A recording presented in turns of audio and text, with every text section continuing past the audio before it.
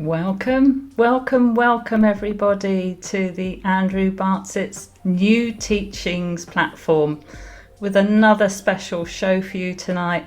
My name is Laura Massey from Two Feathers Medicine with Maty Waller and Dale Tobin, also from Two Feathers Medicine.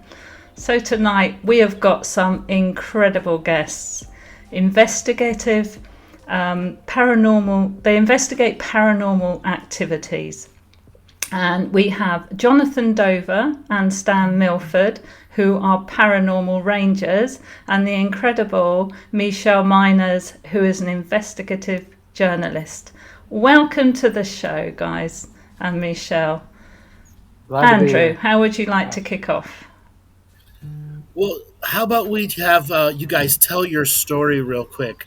So, Stan and Jonathan, how you got into becoming paranormal rangers? How you were native police officers, and you were assigned to work on cases no one wanted to work. How Stan, did you? you want to lead in? All right, I'll take the plunge here. Both me and Stan were rangers within the Navajo Rangers department with the Navajo Nation. And the Navajo Nation is located in 3 states. It's an Indian reservation in Utah, Arizona, and New Mexico. Covers 47,000 square miles of land and or 17 million acres. 27,000. Or 27,000, excuse me.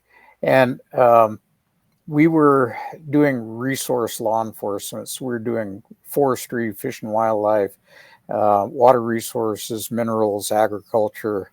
My specialty was archaeological law enforcement. And both me and Stan were in an area called special projects, where we did dignitary protection and major investigations, and investigations for other departments.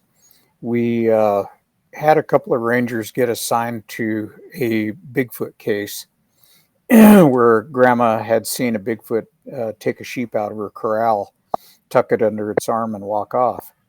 So they sent 2 rangers who happened to be rookie rangers. And if you knew these guys, they were jokers. They loved to just laugh and have little private jokes and just giggling and needling each other all day long.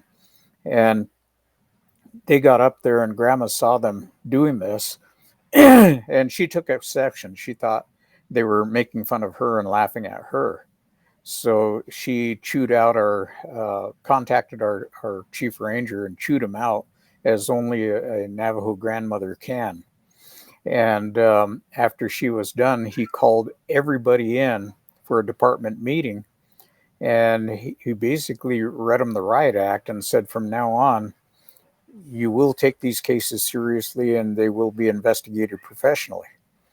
Then he turned to me and Stan, and I like to say that we were voluntold because we never raised our hands or anything. And he says, and you 2 guys are going to get the major cases. And we just kind of looked at each other like, oh man, is this really happening? So that started in 2000, and 2000 for me up to 2011 when I retired. We did those cases for 11 years. It represented less than 1% of what we did in special projects, but the less than 1% became very real, and it was just amazing. Had you had any paranormal experiences before you got voluntold? Stan, you want to field that one? I would say yes, we did. Yes, both John and I have had experiences in our lifetimes. I've had experiences that were related to haunting activity in one of the residences that my mother had, and then later, as an adult coming to the Navajo reservation or living on the reservation as a young adult, I did have an encounter with what people often refer to as a skinwalker or shapeshifter. Um, so yeah, there was experiences leading into that, but Was it um, was it a taboo subject to talk about, or was it commonly referred to in the culture? um, so I come from two separate areas. I grew up in Oklahoma, and so the little town that I grew up in was the capital of the Cherokee Nation in Oklahoma. As you know, Indian Territory, which was what it was called prior to being named Oklahoma, there's a bunch of different Native American tribes from there. So each one of them has their own cultural rules and teachings, and although most of those tribes do have references to what was being referred to as a skinwalker or shapeshifter. There will be different variations within that, but most tribes do have that. And with the Navajo Nation, anything related to witchcraft or even the supernatural or paranormal phenomenon is in general a taboo area. Medicine men have to deal with that kind of thing on a regular basis, but yeah, it can be taboo, and I think that's what allowed me and John really to investigate these cases and really jump right into them because we come from two different cultures. We come from the Western society where we went to school in a non-native elementary school setting, through our junior high and into high school. But it did allow us to see two perspectives, see the traditional teachings and what's taught with the culture, native cultures, and then also see the scientific side of things. Hmm? So, what kind of investigative techniques did you have to create to discover some of these cases?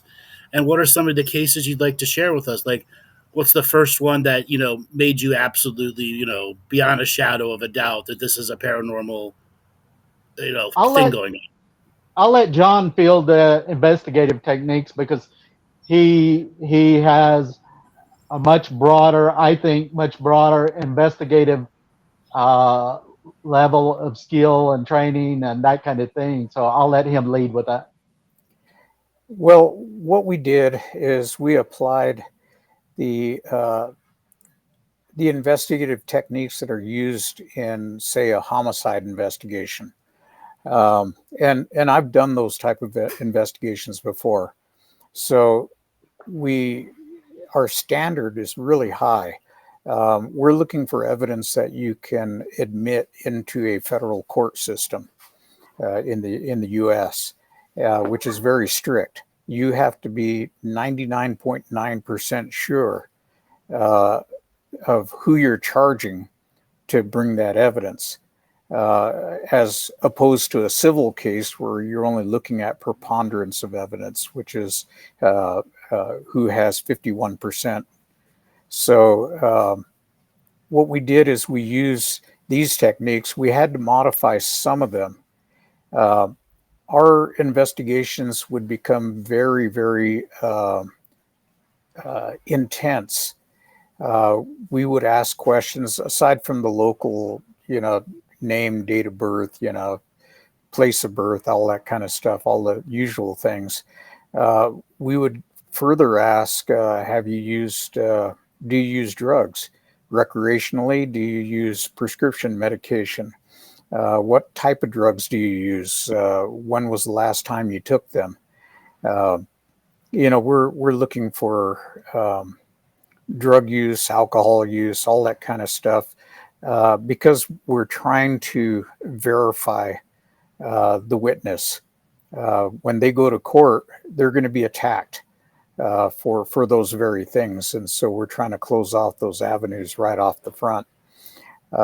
Then we start getting into it. We've had to work with other organizations investigating paranormal cases just to ask them, what questions do you ask specifically for, say, a UFO case? And then we spent a lot of time going out at our own expense and buying and creating basically a whole library to read and study what the theories were, and what the other we call them researchers have to say about it. The researcher is somebody who reads a lot of books and goes to a lot of libraries and then becomes an expert on the subject, and then they write about it. Whereas we're on the other side of that spectrum, experiencing a lot of this stuff firsthand. So that's. Have you ever had to put charges up on a Bigfoot? We'd like to in some cases, but it's a real difficult proposition to serve them any papers. Yes. Threatening, intimidation. Yeah, there's Noise pollution. trespassing. Trespassing. Sheep. Littering. Yeah. Yeah. They're like a little mafia. Yeah. Come and shake you down for a sheep. Yeah. So we, our first major case was the one that you saw in the Netflix episode, which was the along the San Juan River. We had about 30 people that actually had witnessed a Bigfoot at different times along the river. The community as a whole got together and went to the local police department. The lieutenant there talked to the press and was quoted as saying, laughing, ha ha ha, I wonder how much these people have had to drink, which didn't do very well for community relations. No. And so the community basically said, we want nothing to do with them. They contacted the Rangers department, and we sent a team of 6 officers to that location for 3 days and 2 nights with getting the statements from everybody, trying to contact witnesses, and actually at night doing surveillance work with night vision and with forward-looking infrared systems to look for heat signatures. And then during the day, actually getting in and busting brush in the Tamaris and looking for evidence. And we came out with foot track evidence and with hair evidence. So, did you send the hair evidence back for a DNA investigation?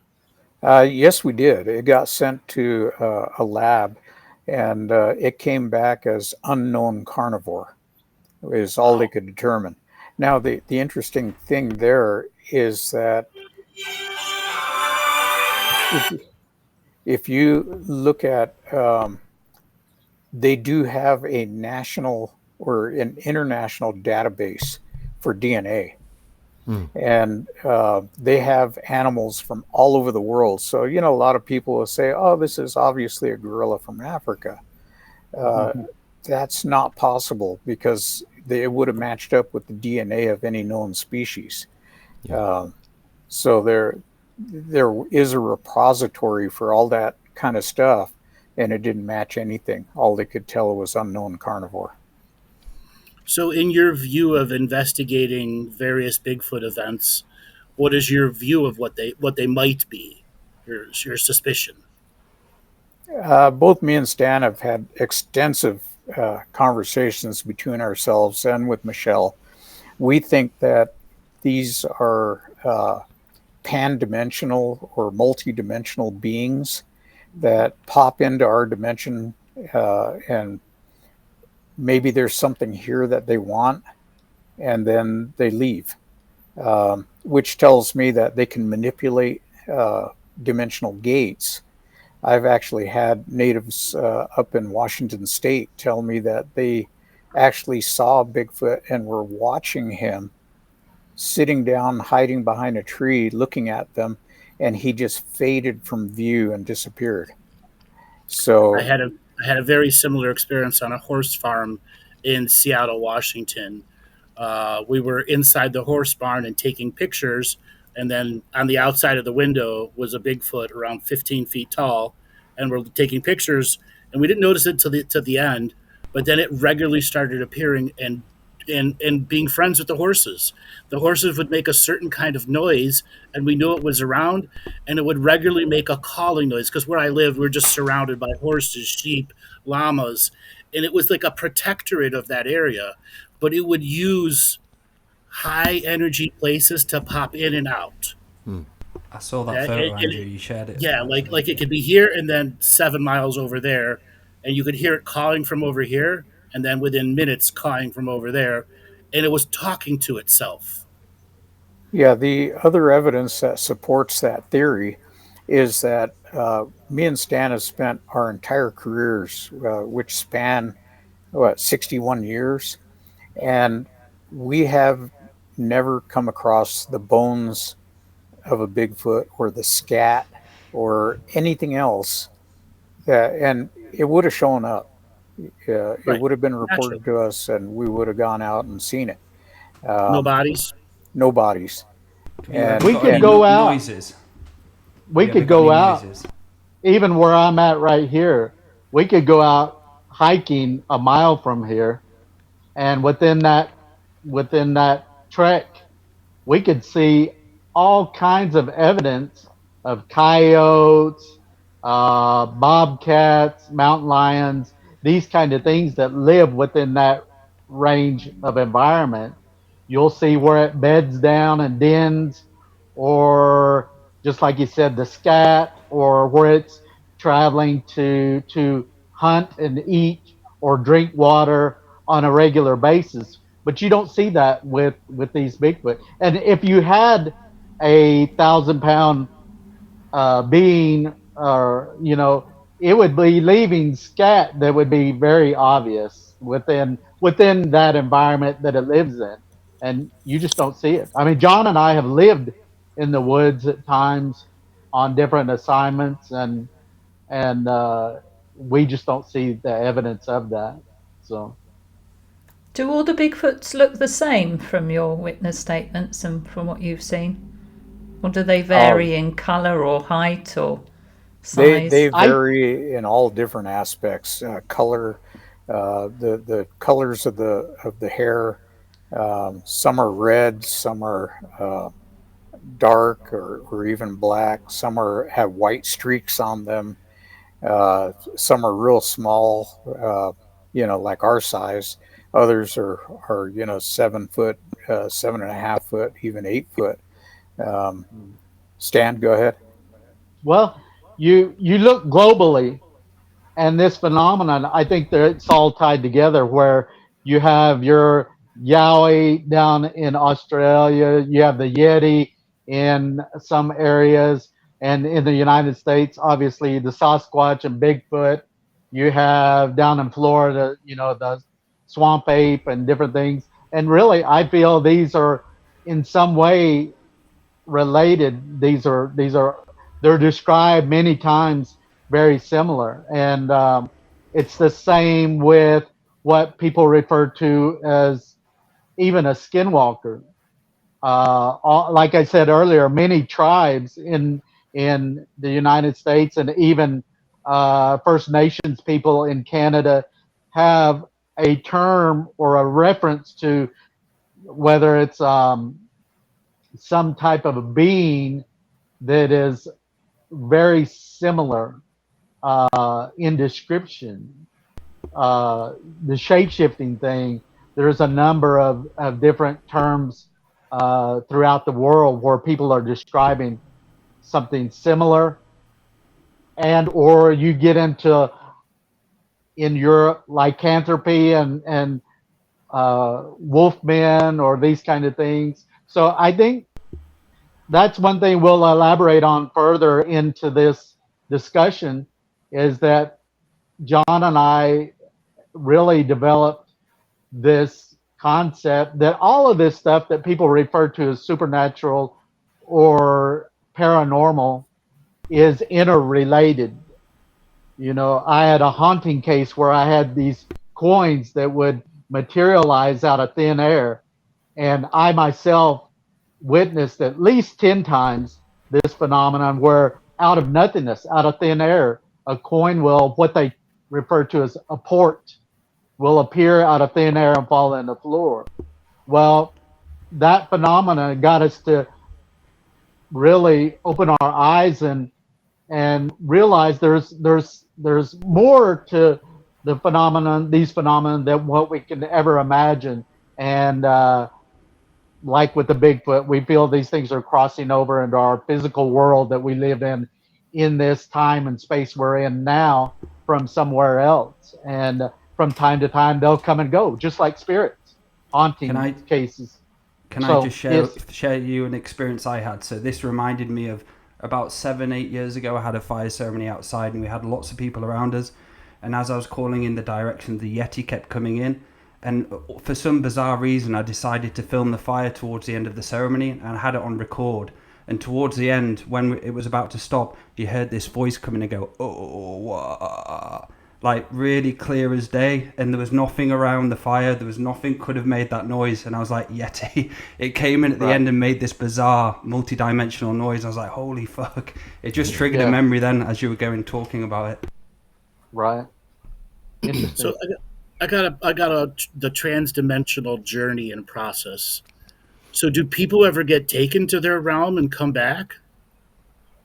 I'll let John talk about some of that. I think he has some understanding. Yeah, we've actually been working with David Pilates, and we're with the Missing 411 series, and people there are disappearing, and in some cases their voices are still heard calling for help, but they're not to be found.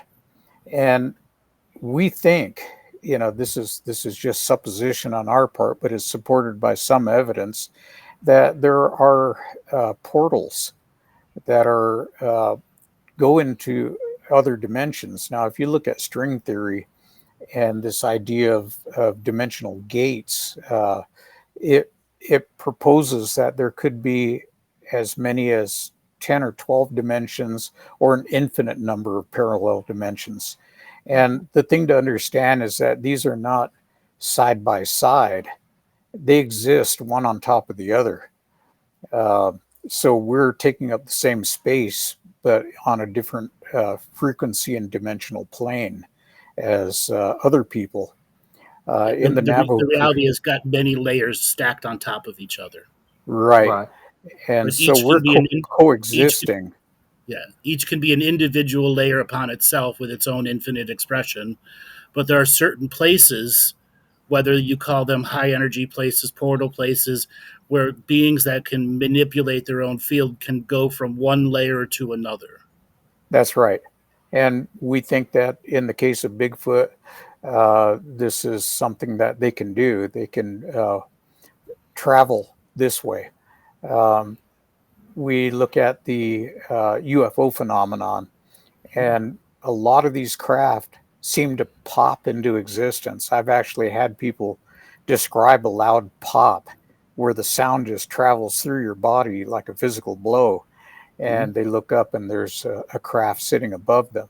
And then after maybe 30 minutes or so, it'll, as it's traveling, it'll fade away and disappear.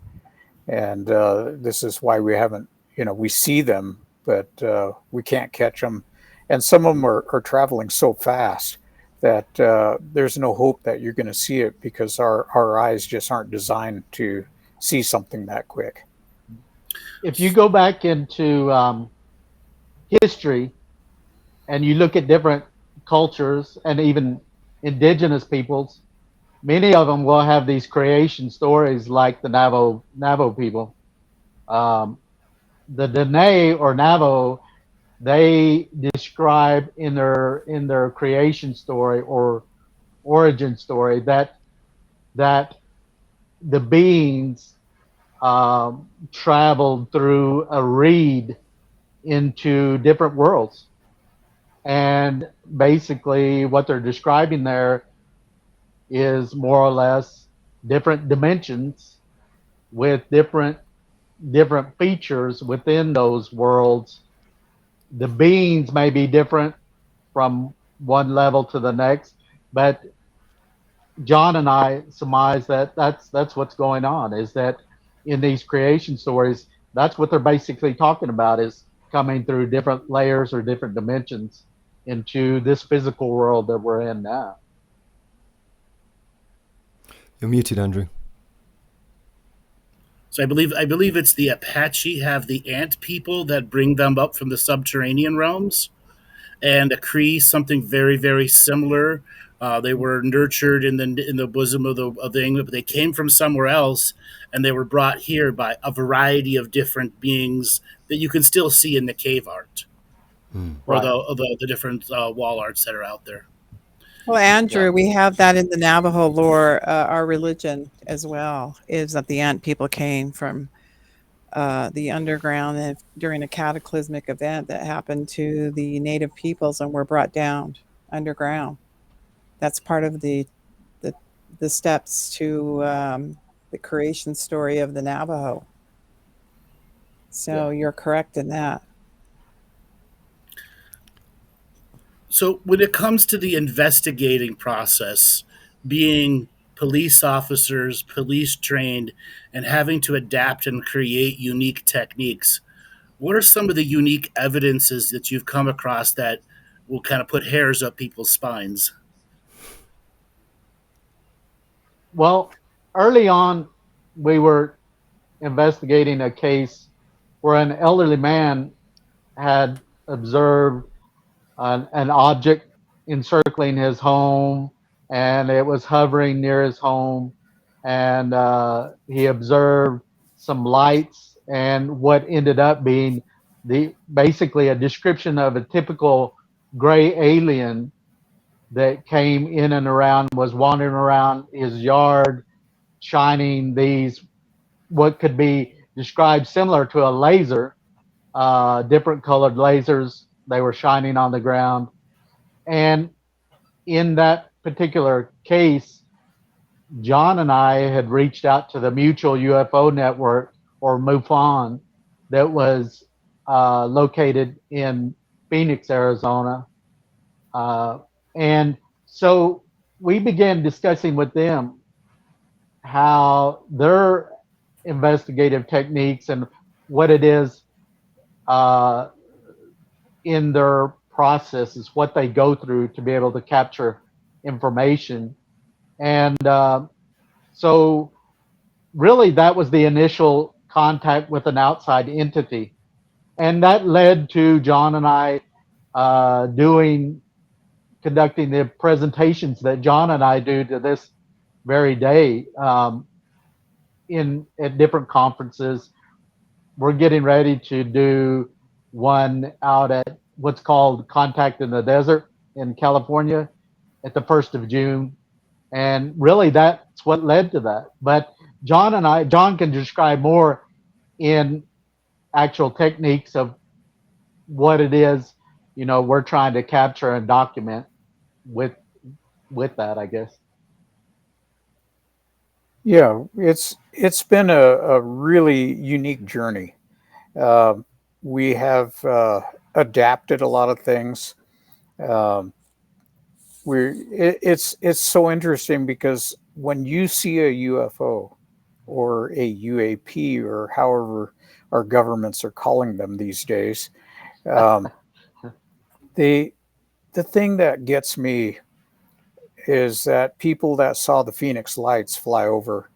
Uh, there's a couple of gals that I spoke with in up in McMinimus, and they said that they stood there and watched this thing at a very low altitude fly over the I guess you would classify it as the motorway outside of Phoenix, and they're watching this thing. Everybody pulled their cars over and stopped and watched it. When it was over, they all stood there. Nobody asked each other, "Did you see what I saw? Did you just see that?" Um, they just all quietly got back in their cars again and drove off. And we see this over and over in these type of cases. People have cameras in their hands and they don't think about taking a picture. Uh, I don't know if it's just the shock of seeing something like that. But in Stan's case, if you want to talk about creepy, we saw the hitchhiker effect, where this phenomenon actually followed him home and kept manifesting. He had an alarm clock that went off at 3 a.m, and so he shut it off.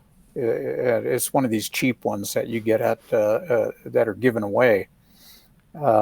He shut it off. It came back on a little later. He shut it off again. This time he was ticked off enough, he pulled the batteries out of it and set it back down. And after another 10 minutes, it went off again with no batteries to run it. Yeah. So, some really strange things happen. And I've been followed by a UFO for about 40 miles, maybe 30 miles, I guess, and over a period of 40 minutes. And it was right behind my vehicle at 2 a.m. And it just followed me, and then it veered off and went up, and it was green. It was a round ball about the size of a basketball, and it went up on a mesa top and turned red. And that was the only time I ever felt uneasy that something was not right, and maybe I shouldn't be there. Yeah, that uneasy feeling is quite uneasy, isn't it? And the cognitive dissonance that you were talking about has always amazed me. I've had lots and lots of interactions with UFOs and of various descriptions, types and expressions, and that part of it always amazes me, how I've had a string of UFOs that went on for about an hour and a half, one after another above my house, which is in a regular town with a main road next to me, lots and lots of traffic. And I'm standing there just looking up, and not a single person looked up. I've had other times where I've been out and I've been at a party and a ship flew really low, and they did that power up thing where you see it coming and it's small, and then all of a sudden it will really glow as it comes over, and then it will go back down, and everyone looked up, and then they carried on with their conversations, and that was that. It was like it never happened. Yeah. Well, I think. Sorry, go ahead. I think that some people are obviously more sensitive to various paranormal phenomena than others. I think John and I, over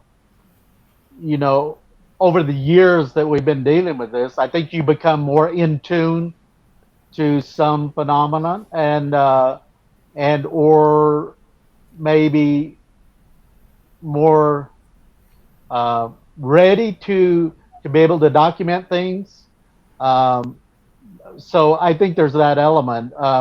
Although I think there's also an element where maybe these things don't want to be seen. Maybe they don't want to be documented, or in the case of EBEs or extraterrestrial things, it's been suggested that sometimes when these things make contact with humans, they're deliberately causing that person or human being to see some other form of image, whether it's a deer or a rabbit or something of that, an owl. So it's something that's within their environment. They may in some way look differently, different colors, different variations, different size, but in some way it's altering. I've heard the same thing with like these Bigfoot entities, that they're able to manipulate what humans they perceive, can select who and what sees. Yeah. So it's a two-way conversation. That's what lots of people think, that we're just happening upon these things, but there's a two-way conversation. Like you say, you're tuning into these phenomenon, or this phenomenon are tuning back into you at the same time. Exactly. Yeah, one of the things that we found is that in Navajo culture, you're taught as a small child that Bigfoot does exist. He's around you. But one of the interesting things that they say is that never look at it in the eyes, because if you do, it can take control of your mind. And we don't know if it's using infrasound that we can't detect. We've got stories that go back to the 1600s when Navajos first got horses, and they say they roped one with horsehair lariats, and it sat down between them when they roped it, and it spoke to them in their own language. And wow. I can't, for the life of me, I can't think how this could be a vocalization. I think that it used some form of telepathy to speak to them, because it told them, if you take me up to the Mesa Verde area, I will not come back this way again. And so they took it up there and released it. But you have stories like this that, and maybe there's a reason that they say don't look at it in the eyes, because you might be able to hear it communicating with you. The same thing is often said with contacts related to extraterrestrial, where these things are communicating telepathically, to humans and among themselves too. So, I think that's an interesting part of both and of those. And that mind control element as well.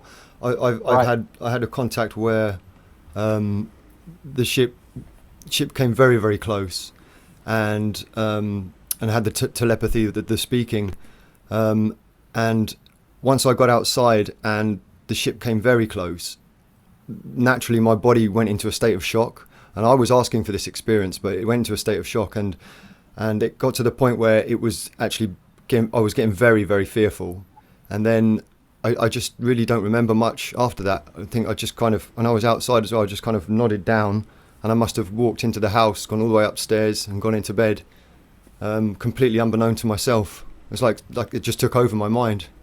Yeah, for like preservation purposes. It's like a telehypnotic suggestion. Yeah. That if you had reached in the state of fear, where it would have been damaging not only to you but to them too, from your own fear projections. Yes. Yeah. Talking back to what you said, Andrew, about it changing. So about 4 years ago, I went for a walk with my wife, Gabrielle, and we were not drinking, not doing any drugs or anything. We decided to lay on a bench near a shopping place. We laid down, and all of a sudden I got like a knowingness to look at this one star. So I looked at this star for about 15 minutes of just staring at it. Then it changed and appeared into a mothership. So it decided to show itself, and it started forming into two separate bits.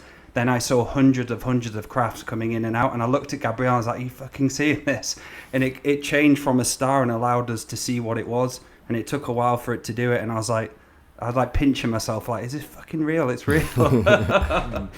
Did she see that when she saw it as well? We were both looking at each other and we're like, you're seeing this, aren't you? And it was a star, and I just said, let's just look at this one, this bright star. And as I was looking into it for about 15-20 minutes, it just changed, and the star went into two parts, and there was just crafts going in and out of it. And I was just like, are you seeing this, Gabrielle? And she's like, yeah, I see it. And we had that like special moment together where we saw something fucking crazy. Couldn't take a photo of it because my camera couldn't pick that shit up. So I was like about to take a photo, but it just looked like a blur, really. Going back to what you brought up regarding investigative techniques related to the paranormal, one thing I know is that, like with the haunting cases where you're using a digital recorder, I do know that in some instances you'll have an individual, an investigator, maybe there's several there in a certain space during a haunting case, where one investigator will hear vocal, something saying something. Yet you can have somebody standing right next to them that's not able to hear that.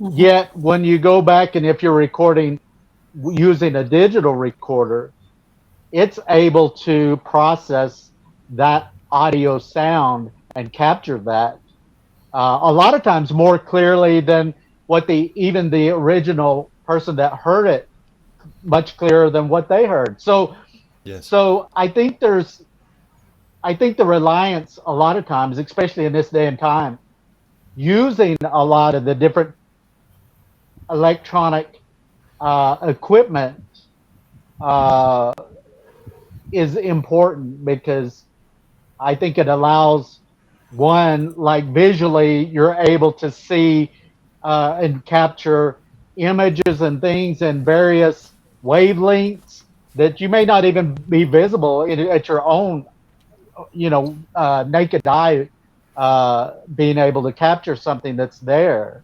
And I think even with the UFOs and the objects like that, you've seen some evidence that's come from like Mexico and place where they'll use the technique of having a standard digital camera on one side and then an infrared camera on the other, and they're able to actually capture much more or stuff only using the infrared Yes. spectrum and stuff.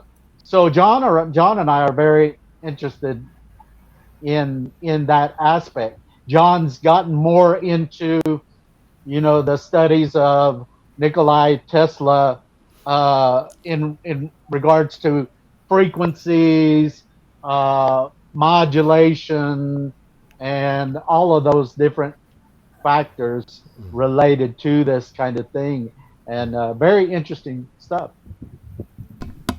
Can I ask, when you're on an investigation, all three of you, and sometimes bits are missing that you can't put together, does anything come to you in your dream time, in your dreams? Do you ever get any messages or things come up that help you on the investigation?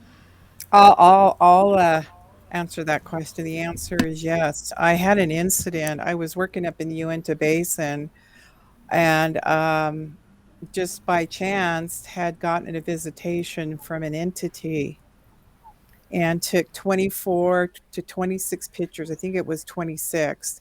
And we immediately went to the ranch house and put it in a computer, and we had caught an 8 to 10 foot entity, reptilian species. And as we were going back to witness, again, the photos, they had wiped out black. And for some reason, the first time we were going through those photos, I captured on my own, cell phone camera, just took a picture. Something just told me, you better take a picture. And there were two other witnesses with me, and we had caught this entity, and it was coming towards us. And then when we went back and everything was wiped out black, we were very disappointed because we thought we had the find of the century, catching a reptilian species on camera. Well, lo and behold, I went home and started rummaging through my photos and came across this photo, and there it was, the face and the huge eye of the entity that we had caught on the other camera. And it started to, day by day, morph into something different. And it was losing its effect of being reptilian, and it started to reveal a woman's face, a beautiful, beautiful face. And what I did was I took it to some specialists, and they said, yeah, we find this phenomena the same with our cameras. We take things with the digital format, and with technology, they manipulate it and they wipe out because they don't want anybody to know their existence except for underground. So one evening, lo and behold, I just had this dream, and this woman came to me, and she said the reason why we look the way we do and we look menacing is because these are biomechanical suits. And so she wanted to reveal to me that the atmosphere is so dense for this species that she has to wear one of those. She told me similar to what you wear with NASA, the astronaut program. Now, that was a very foretelling dream for me. And I thought it was very interesting. So I'm also going to be a participant and a speaker at Contact in the Desert. And I will be telling this story. But what's so amazing to me is, how many dreams that we just pass off to dreams, or I'm having a delusion. I too do not use, substances, but I think in so many ways our dreams can tell us that we're also being contacted. We talked about mind, manipulation, and Jonathan spoke about the Bigfoots, taking over our mind. But today, there's also technology and programs out there, and I don't want to get into the dark stuff that the military has used in the ESP realm. So Yes. that's my I've been on the wrong end of that experience with myself. Yeah. Just the reaching out process at the beginning of the days, before I had any shamanic practices behind me that safeguarded the way I operate. It was very much just a free for all. So I was opening up to these, asking for these beings to come and contact me, and they did. And of course, the ones that are going to contact you first probably don't have your best interest at heart, because the other guys are not going to exactly wish you any harm. Well, I think in different cultures, you look throughout history, dreams have played a huge role in relation to what we're talking about here. Yes. And a lot of it is speculation and unknown. But there again, if you look at paranormal in general, there's so much more to all of this that we don't know. We're simply at the tip of the spear, so to speak, Yes. to try to learn and investigate. And that's why I think it's critical that we do what you guys are doing right here, where you're bringing together a forum of people that have certain skill sets to be able to come in and share information, and in general share it with the public. So we all together collectively learn more and more and more, And the dream space for me really was, it's where contact began. I mean, there was contact as a child, but as an adult, a contact, first of all, this is how they let me know that they were benevolent. This particular group was by coming into my dreams, sharing an experience, a love-based experience in a dream, and then contact ensued in various other dimensions. And see, for me, I got introduced to entire Dreamtime societies. Societies that were dreaming, I call them dreaming nations from previous histories. One of them were the Dreamers of the Southern Skies. They were generally Ute, Arapaho, and some Cree, and it was a female-led dreaming organization that would try to connect to future ancestors. So they were looking for people being reborn in the cycle in which they could communicate and reteach parts of their culture that was going to be lost from the variety of oral teachers and historians who were going to be lost to the waves of time, the forgotten time aspect in the Great Destructions. And being introduced to the different societies like that, you realize there's hundreds, if not thousands, of Dreamtime societies spread all over the indigenous world. Yeah. Well, I can tell you a story about a dream. I don't know how many of you have had experienced deja vu, but I've experienced it all my life. And typically I'll have a dream, and then later on I'll flash and go, oh, I dreamed about this, even though I've never been to a particular place before. And sometimes I just sit back and I just watch it unfold, and usually last a few seconds. In this case, I was on my way back from work, and I had a 125-mile drive one way to get to and from work. And on my way, I'm going in an area called Cornfields, and just south of Bittahoche Junction, or I should say Burnside Junction. And I'm on Navajo Route 15, driving about 65 miles an hour. The sun's going down, and there's this little place where there's a wash. So for about a quarter mile, the road dips down and then goes flat and then comes back up again. And when I dipped down into that, I flashed right then, and I remembered in my dream I had hit a herd of horses. and my truck was upside down, my patrol unit, and I was hanging from my seatbelt, thinking to myself, how am I going to explain this? And as I thought about that, I let off on the accelerator. As I let off, a herd of horses ran in front of my truck, and I could see in the mirror the other part of the herd ran directly behind my truck. There was about maybe 25 horses altogether, just galloping. And I hit that dead space right in between them perfectly and came out on the other side. And I'm, of course, I'm breathing heavy and, going, oh man, I just missed that. Yeah. The idea that I have now is that in these dream states, it's kind of like sliding down a half a tube, and you can move. You're still going in the general direction that you're supposed to be going, but there is movement to each side that you can take. And in that case, I was able to manipulate that to my advantage unknowingly, just by letting off the accelerator when I did.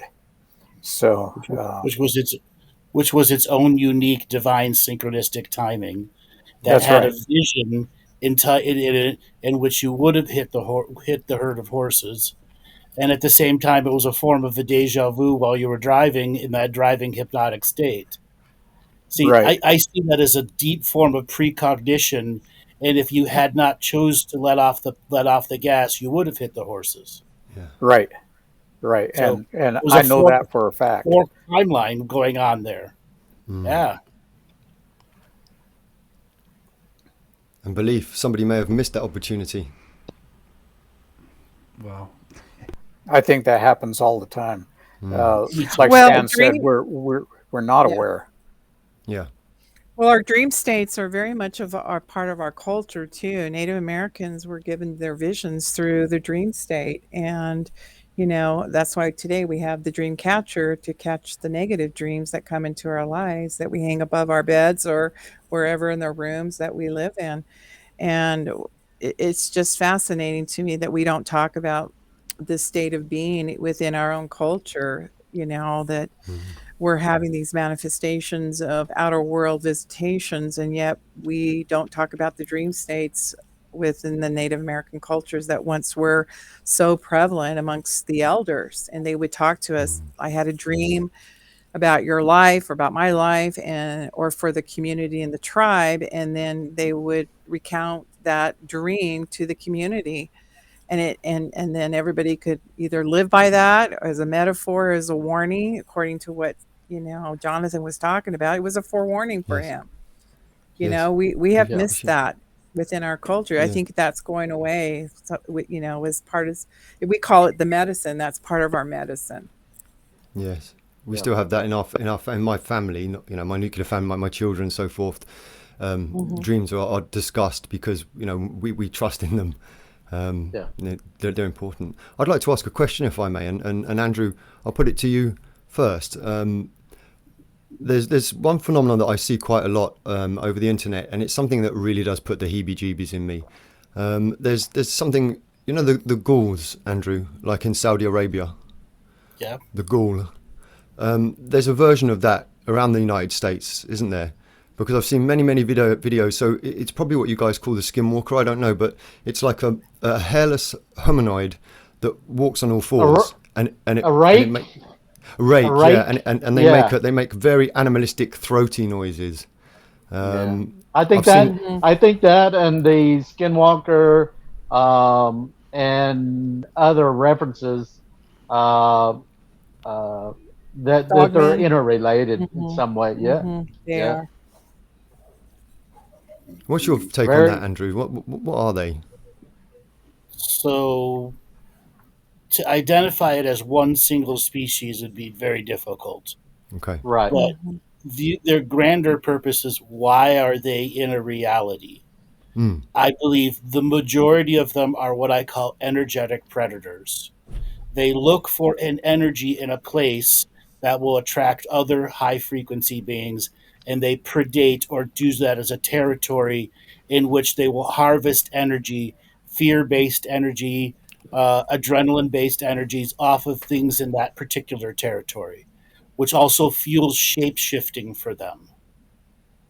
So that's different to the ghoul. Generally, when they're on all four, well, the Saudi Arabian ghouls are different. They're more of an undead frequency versus a living frequency, like the rake. Can you say that word again? The Saudi Arabia. The ghoul. What's your ghoul? Yeah, Ghoul. Is that something towards a reefer? You know, the death god of. So they are beings that have died and that were reanimated through ancient magic deep under the lands. Magic that has gone wild. Ancient Babylonian, ancient Mesopotamian magics that no longer have priests guiding it to a reality. And it goes wild and it reanimates dead beings or things that are there, and they live in the subterraneans. You'll have many Marines that talk about the battles in Baghdad with them. Yeah. The same in Kuwait and the same in Afghanistan too. They feed on the dead and eat the bone marrow. Yeah. Oh, wow. Okay. One of the questions that. Oh, go ahead, Jonathan. One of the questions you asked us earlier is something that kind of creeped us out.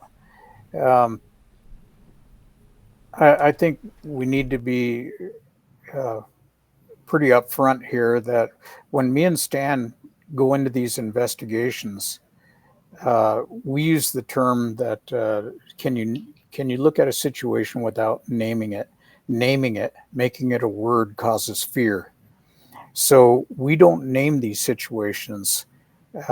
We go in, we have our protection that we have done, and we just go into it with no expectation of what we're going to find.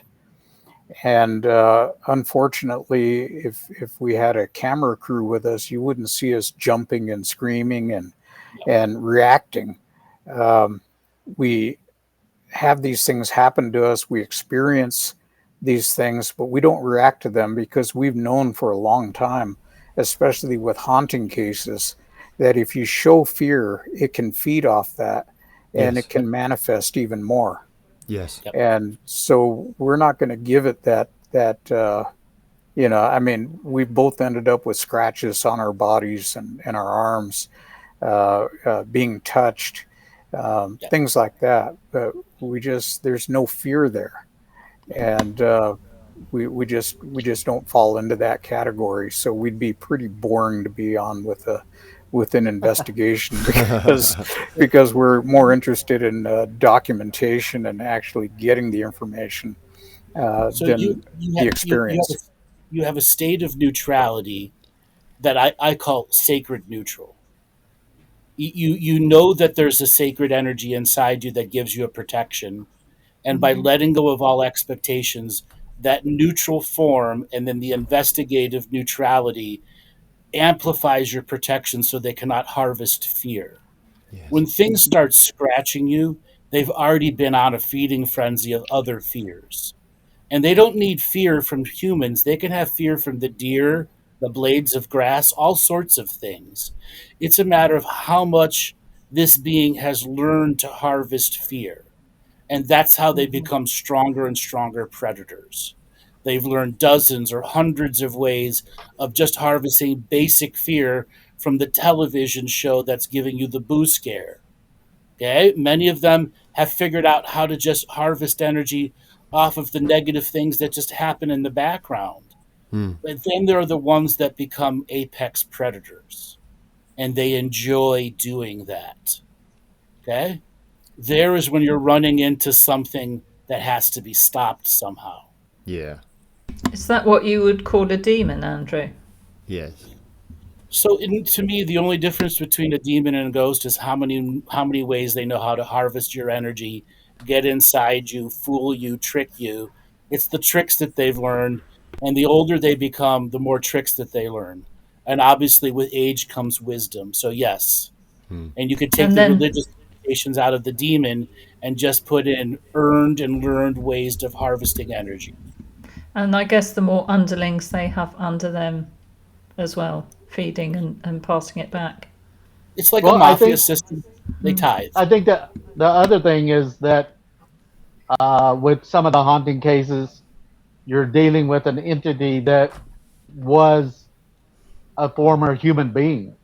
I mean, it is the spirit of a actual person that once lived. And with some of the cases involving demonic activity, these may be entities that were never actually a physical human being. They've manifested either within some other realm or other dimension or something of that nature, yet are doing like what you talked about, where they're actually feeding on energy of human beings. Yeah. And they come here for their territorial grounds. Now, a lot of humans who have become evil beings in their living time can become predatory entities who will not cross over. Yeah. They go through a spiritual transformation. Andrew, I love the narrative that Jonathan and Stan stand by, because most times when they're out or I'm out and investigating, and people, the first thing they want to do is talk about the skinwalker lore. And have you seen one? Has it ever come into your life? And I'm going to say, honestly, I've only seen the shadows of one, because I don't want that part in my life. To me, it's like that negative energy that it feeds on. And so if I call it in, that's the other thing. Navajos don't like calling it in. Natives don't like calling in those dark energies. And so no one would. Nope. And so it's gotten a lot of popularity on a lot of shows talking about the skinwalker. But the point that we're trying to make is, let's investigate without the fear and resolve, what is this? What are we dealing? Mythical lores that have been going on for thousands of years in our culture, not only our culture in the world, with other indigenous cultures, and start interacting with the evidence of extraterrestrial life, or things that are more highly developed than what we have here, and start to understand it rather than fear it. I wouldn't necessarily say no one, because there are people within our societies that want to invite that and entertain it into their own lives for whatever reasons. Just like what you have with, let's say, Satanism and people who practice satanic beliefs and rituals and those kind of things. I would say that, in some instances, there are people. John and I have met with individuals who claim to have practiced skinwalker changing, and John can elaborate a little more on that. But I think it's something for us. It's very interesting. It's a very interesting subject matter, but you also have to be very careful in dealing with that information and subject matter, because these things can affect you. They can deliberately target you and stuff. So yes, what you look at looks back at you, is what Andrew always says. And with that, hold on real quick. These investigations you do help demystify the fear. And it can take away the many ways they can harvest fear. Even if it's a basic investigation that leads to a logical conclusion, they harvest fear. And by coming John and I have been targeted and attacked because of that. Because some of these entities, they hide in the shadows.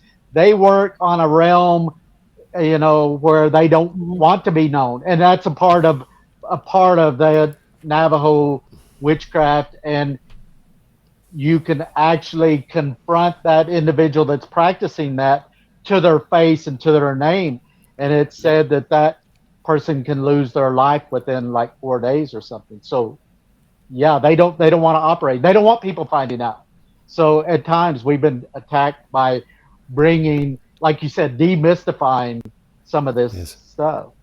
Taking away their power of mystery and fear. Yeah, one of the things that... Go ahead. Oh, go ahead. Oh, I was going to say, one of the things that we look at is that traditionally in Navajo culture, you have something that's called Hojo, or it's the beauty way. It's a philosophy of looking at life, and it says that there is a balance. So you have me and Stan always talk about this. There's negative energies and there are positive energies. Because of our view of life, a lot of us are brought up in Christianity, in churches, whatever denomination you are, you start thinking in terms of good and evil. Yes, polarity.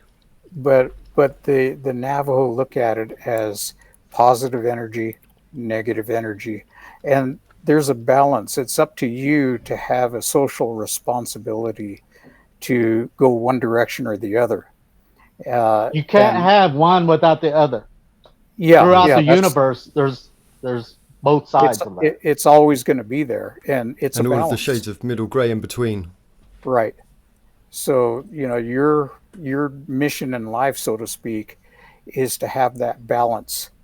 And when you become imbalanced, when one takes over, the negative side, then you go to a ceremony and that balance is restored through that ceremony, whether it's an enemy way ceremony or a night way ceremony. That's the reason for them, because the medicine man is going to restore the balance that you lost. So, it's really easy because we see things through a glass of our own making. Yes. And sometimes religion comes into that. Everybody's looking for answers. And, but like I said, we look at it as negative and positive. And you see that with the UFO phenomenon where each culture has their own version of it, and they will, what's the word I'm looking for, translate it the way that they have in their culture or their conditioning. The Orientals called them dragons, and there's many different cultures have different descriptions of what these are. So have you or any of your witnesses, sorry Michele, do you want to go ahead Michele, because she's waiting to talk for a while. No, go ahead. Okay. Ask the question. Okay, I just wondered whether you or any of your witnesses had now I've forgotten the question.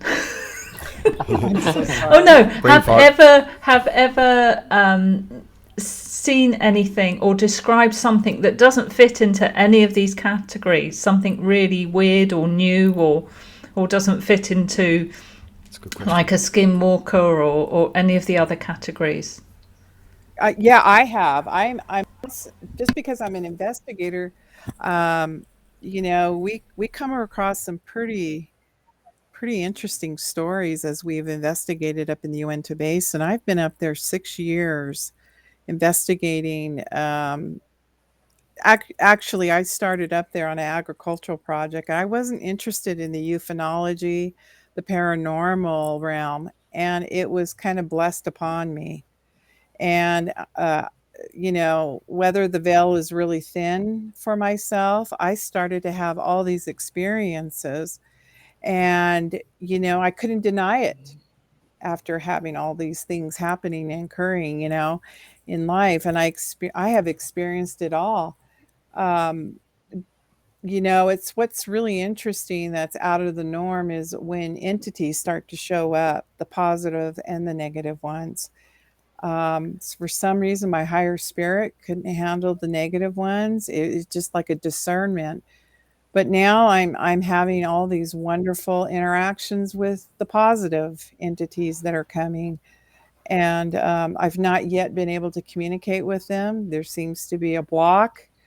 But just their mere appearance has has got me into the intrigue, and you know, there's a communication trying to go on between us, and I just haven't had that opportunity to go in and find out what's on their mind, or maybe it's just knowing that they exist, maybe all that I'm going to be told through these investigations. And you know, we've talked today about the Bigfoot, seeing that one, remember the smell of what they smelled like. I mean, you know, this realm is very interesting, because the thing I always ask, is it them or is it us? Because our technology is we're at a very developed technological part of life. And now we got to start, okay, you know, did they come down and share their technology? We've developed it. Is it them or us? You know, so, you know, maybe I skirted around a little bit around your question, but yeah, I think it's all unusual, because, you know, if you don't live in the mainstream, this is considered a fringy topic. Yes. in my own. Sorry, go ahead, Del. Could I ask a question? Have you got any noises of Bigfoot or a Yeti before? Any sound at all? What could have been them? Have I heard the sounds? No, I haven't. These gentlemen probably have. I smelled them around. I'll never forget, on a project, I was up in the Uinta Basin on a different ranch. But I mean, that odor, I'll never forget it. It was, I wish I had heard the sound. Now, I may have, on an investigation last year, I took up a young lady with me who's a friend of mine. We're both investigating different things, and it was interesting. You know, it's like all of nature, the birds, everything, the sound went away. And as we were walking down the path off a particular nether ranch that I'm working with, it's almost sounded like a moose. I don't know. That's the only description I have of it. That we both looked at each other and thought, is that a Bigfoot noise? You know, it almost has that sound of a moose. I mean, that's the only description I have of the sound. Yeah. I've heard things growing up in Oklahoma, where me and a relative would be out in the woods at night and hear things that we're not able to identify as the normal animals that are known within that region. So there is that. But I have John and I have a good friend, Brenda Harris, that we work with, who is from the Farmington Bloomfield area. She does investigations related to Bigfoot, and so she does. Matter of fact, we were talking this morning about that very thing, and she does have audio of sounds of things that she says are related, or these things that people call Bigfoot. So yeah. Wow. I saw the most incredible videos once. Has she ever described it? Stan, has she ever described the noise, or anybody has ever heard it even here today? Have you? Can you describe that sound? It's a howl. Well, I just like what he just now said. I've heard it from descriptions sounding like a howl, all the way through grunts and things similar like what you've described as either a moose or an elk, you know, these kind of things. But having either different tonalities to it, either higher or lower, or, you know, that differentiates it from these other animals that are within that environment. So yeah, it'd be interesting, you know, in going forward with our investigations, Michele, John, and I, when we actually get into the field and using specialized equipment to be able to for ourselves capture audio and be able to analyze it and that kind of thing. Or play it back to them and call them back. So I Right. saw a collection of videos once that was absolutely fascinating, and I mean, obviously I knew it was real, but one of the things for people if they were disbelievers was the fact that this guy was not trying to look for Bigfoot. He was not in any way, shape or form investigating anything. He lived in rural America and he was just recording his garden and the things that were going on, and he had big forests all the way around him, and every now and then you would hear them, but not just one, multiple, as if there was families there meeting and they were all howling as they came together. And this was right on the tree line of where his garden was, where his house was literally feet away from where this was going on. And the noise was unbelievable, and you could see the panic on his face as he took his children inside.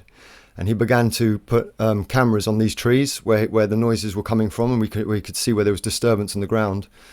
And in the morning when he went back, and the sound, he actually filmed it, and the sound was, there must have been 20 beings making these howling noises. And in the morning when he went to go and collect his camera, the camera had been removed, and what was left in its place was some twigs that had been formed into like the outside of a dream catcher, like twisted around twigs, just left right where his camera was. Which shows their appreciation for the fact that he was observing them, and some mutual respect between the two of them. Yeah, we appreciate that you've heard us and what you're trying to do, but unfortunately we can't do that. So here's a gift from us. It showed a benevolence. Like I had mentioned earlier regarding the electronic voice phenomenon, where there was a woman's voice that sounded from within Scotland or that dialect or whatever. So if a human spirit can come across and vocalize in our physical world and make those sounds, and it can be captured, then why couldn't these things that people refer to as Bigfoot do the same kind of thing, Yeah. And like we said, like you referenced, multiple beings vocalizing and making sounds and stuff. So what's your view on energetic clearing lands where there's been, let's say, negative entities coming through in portals? Is that something you will practice, or you think would be a good practice, or do you leave the lands alone? Well, in my discussions with a good friend of mine that's a medicine man, we got on the discussion of, particularly on the Navajo reservation, Window Rock is the capital of the Navajo Nation, and there's a lot of haunting related phenomena in that region, in the different office spaces and stuff. And so we come along, we build our modern offices and buildings and structures, but like in Window Rock, when the Navajos were force marched to Bosque Redondo or Fort Sumner in the 1800s, there were a lot of loss of life. There were people that were killed. There were also other traumatic incidents. I'm sure there were women that were raped, girls that were raped. With those violent and negative incidents, that more or less stains those lands. And my discussion with this medicine man was that, yes, you can come in and use traditional techniques to bless those areas and to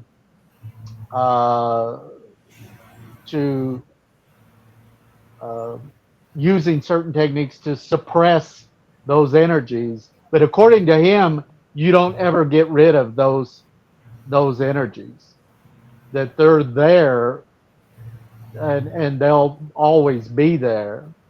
You may be able to cause it to calm down, to settle down, but in effect, you don't ever erase or get rid of what transpired there in that area. So Do you think you I could just get want to make that. kickback if you did? Do you think there would be some sort of karmic retribution or kickback if you did do ceremony there, clearing ceremony? Is that possible? Well, It's I Can I think a it's speak? different. always possible. Yeah. Yeah. They're Yeah. they're one of the things that we found out is that, if you look at us, man in general, we are composed of energy, all the way down to our atomic structure. And they still don't know what kind of energy holds our atoms together. By, we should be just flying apart. So we're all composed of energy. You can't destroy energy. Energy can be reconstituted in a different form, but it's never destroyed. And when you and I die, we like to say, oh, our spirits, float up with a little halo over the head and go up to the heavens. In some cases, it does. In some cases, it attaches to the nearest formation or object that's close by. And then we start to get what we classify as hauntings. Um, and this energy could be thousands of years old. It could be hundreds of years old. It could be 2 weeks old. It just depends on what has happened there and where that energy came from. And so, that's how we view this, is that in these haunting cases, they're residual energy that's been left. And again, you can't get rid of it. You can't destroy it. You can suppress it for a time. And if the entity is strong enough, yeah, it'll come after you and let you know that it's not pleased. And we've seen situations like that too. So in some of these haunting cases, you have these energies that are experienced. They're almost like a playback of a digital recording, like you would have like let's say an old cassette tape that you would Yes. have, and you could rewind it and it would play over. Others are more like an actual entity and or person that Yes. actively interacts with human beings. Yes. So I think it varies, given the locale, what the actual event or incident that occurred. A lot of different variables that come into play in how it is that we encounter and we experience whatever is happening. Yeah. So I want to add my 2 cents here. I believe when there are energetic predators witnessing a tragedy, it will make a haunting long term. I do believe there are also short term hauntings Yeah. where things are trying to figure out where they belong after they've passed. Yeah. But in Mm-hmm. general, the level of trauma and imprint on the land will determine how it replays, if it's a conscious being of choice in another realm. And then when you add energetic predators harvesting the death energy of fear itself, you get a deeper imprint, such as the Trail of Tears, where Yes. absolutely energetic predators were following that entire journey. Yes. I And would like there's to say this related to that. Where my home is situated, um, the I-40 or Interstate 40 is just like 200 yards to the south of where I live. And then to the north, maybe 150 yards, is the Santa Fe Railroad. Both of those entities, both of those structures cause a loss of life quite often. And so for where I live, right here, kind of in the middle, at times I'll experience spirit activity, I think, from people that lose their lives on both sides of these. And it'll be fleeting. It'll be something that passes through my home or through this space, just like you said, temporarily. Um, Sometimes it may last a couple of days, but it can be like what you described. That spirit that's there is trying to find direction or where it's supposed to go or whatever. And our light, whether we really realize it or not, can guide them. Our Yeah. own Right. faith in our own self can be enough to remind them, I may not have a body now, but I can rely on my light, my faith, my connection, my frequency that provided me choice through will. And that choice through will can happen in the afterlife. And this is what can create a diversion with many different types of ghosts. Those that won't accept the religious transfer or the spiritual transfer to the other realms to become an ancestor or to have that full life review. Then there are those that are in such a state of confusion because energetic predators were there at the death moment, and that is the predator creating a field of cows where they will regularly go and harvest off of those beings, and they will make them their minions. Okay? So if an energetic predator is harvesting your death energy and it does 20, 30, 40 times, it'll have 40 things that it can get energy off of on a regular basis. So it'll never reach its starvation point. Yeah. Well, I find With it some of these interesting. spirits, Oh, I don't think they know they've crossed over. They're in a state of where they don't even have that consciousness to know that they've died or they're on the other side.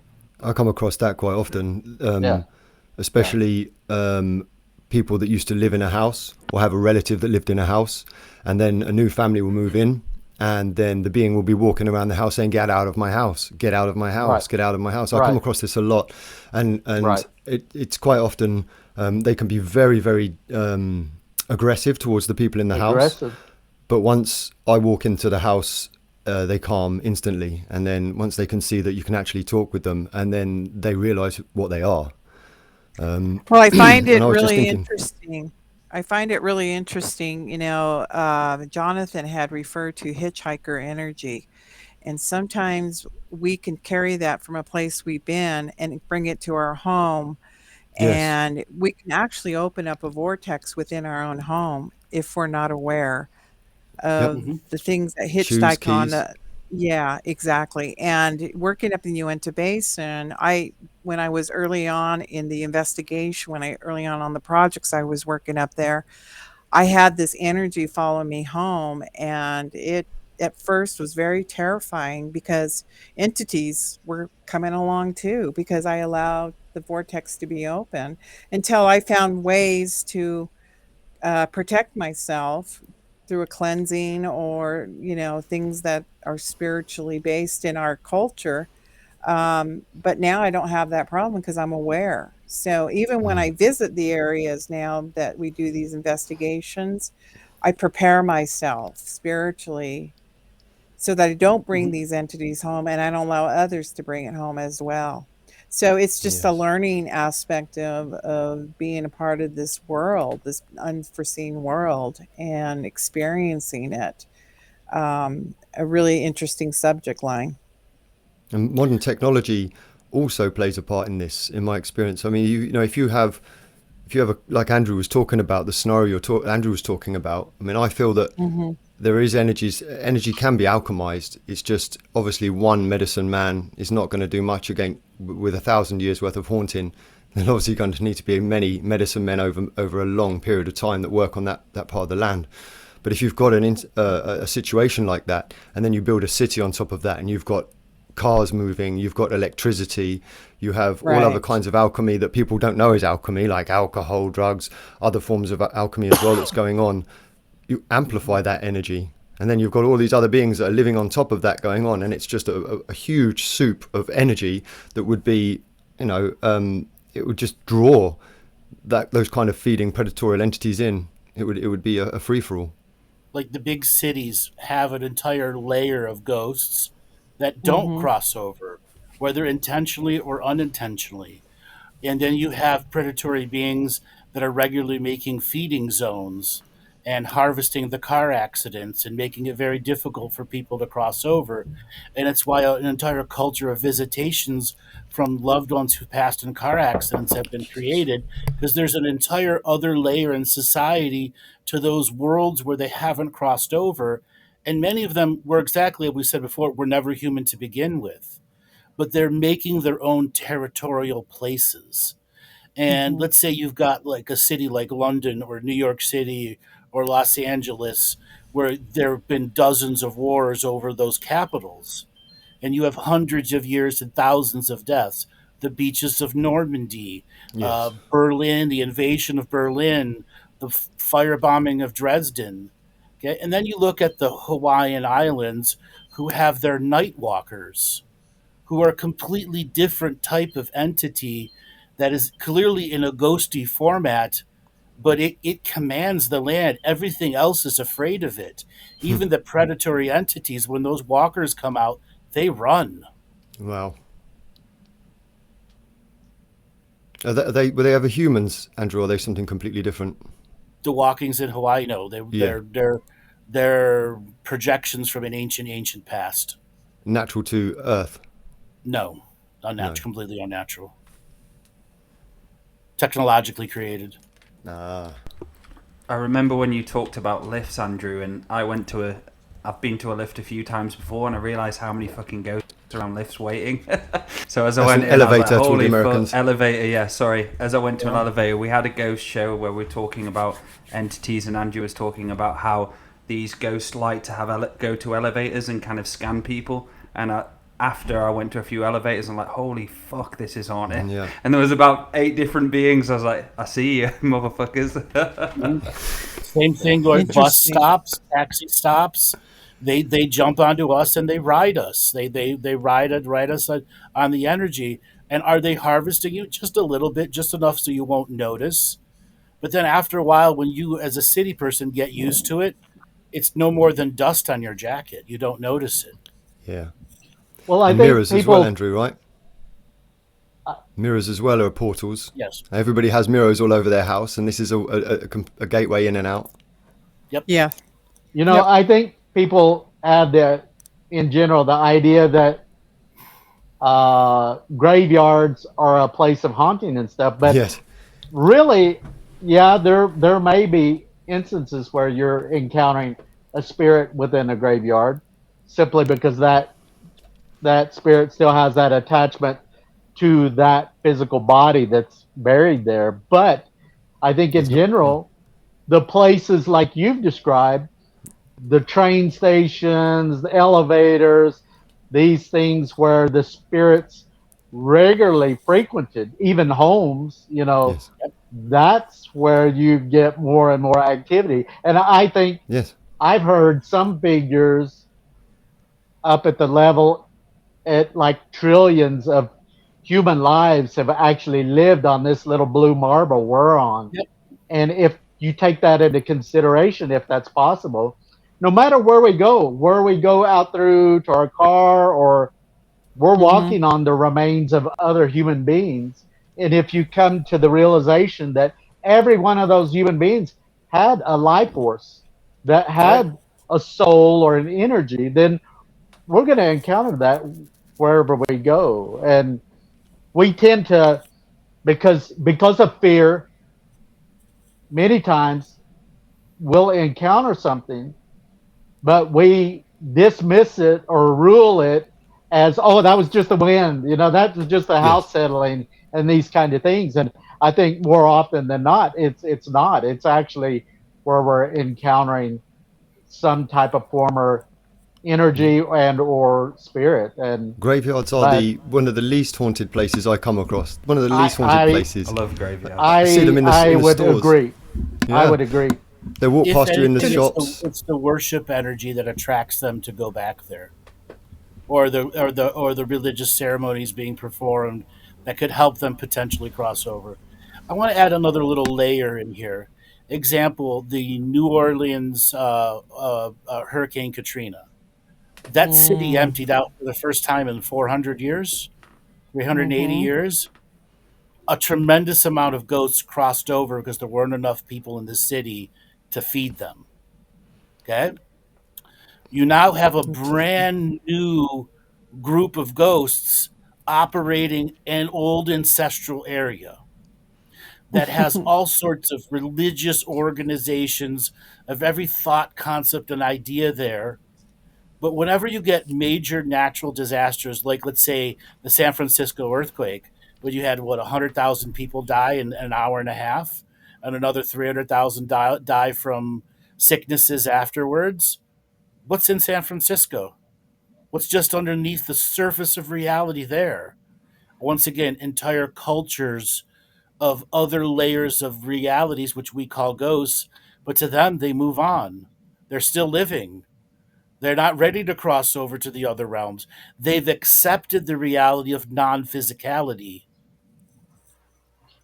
John and I worked with a director for the Netflix Unsolved Mysteries.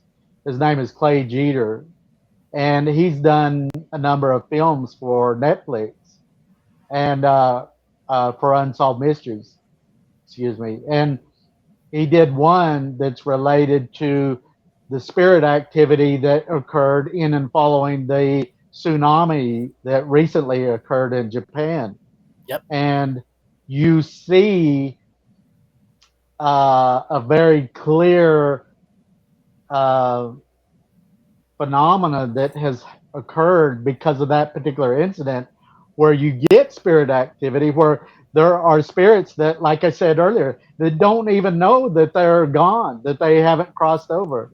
They're either taking a taxi or something like that. And I would highly recommend you watching that, because it's very interesting, and I think it sheds light in this phenomena where you get spirit activity when it was actually a human being that once was physically living and has crossed over, and they don't know they're gone. They don't know they're they don't know they're dead. I've seen that show you were talking about. And to another little layer, there are many more things that are going on in Japan because their belief system is very different than here, and the background belief engine determines how prevalent things can be. In Japan, ancestors are real to them. They make regular offerings to them. And many indigenous cultures do also, but modern American culture does not. Okay? And when you have a form of ancestral worship, you have a means of mitigating the uneasiness on the other side, which allows us to coexist with the many layers that are around us. In Japan, you watch that show, you see that in Japan, culturally, they interact with spirits that have come and gone.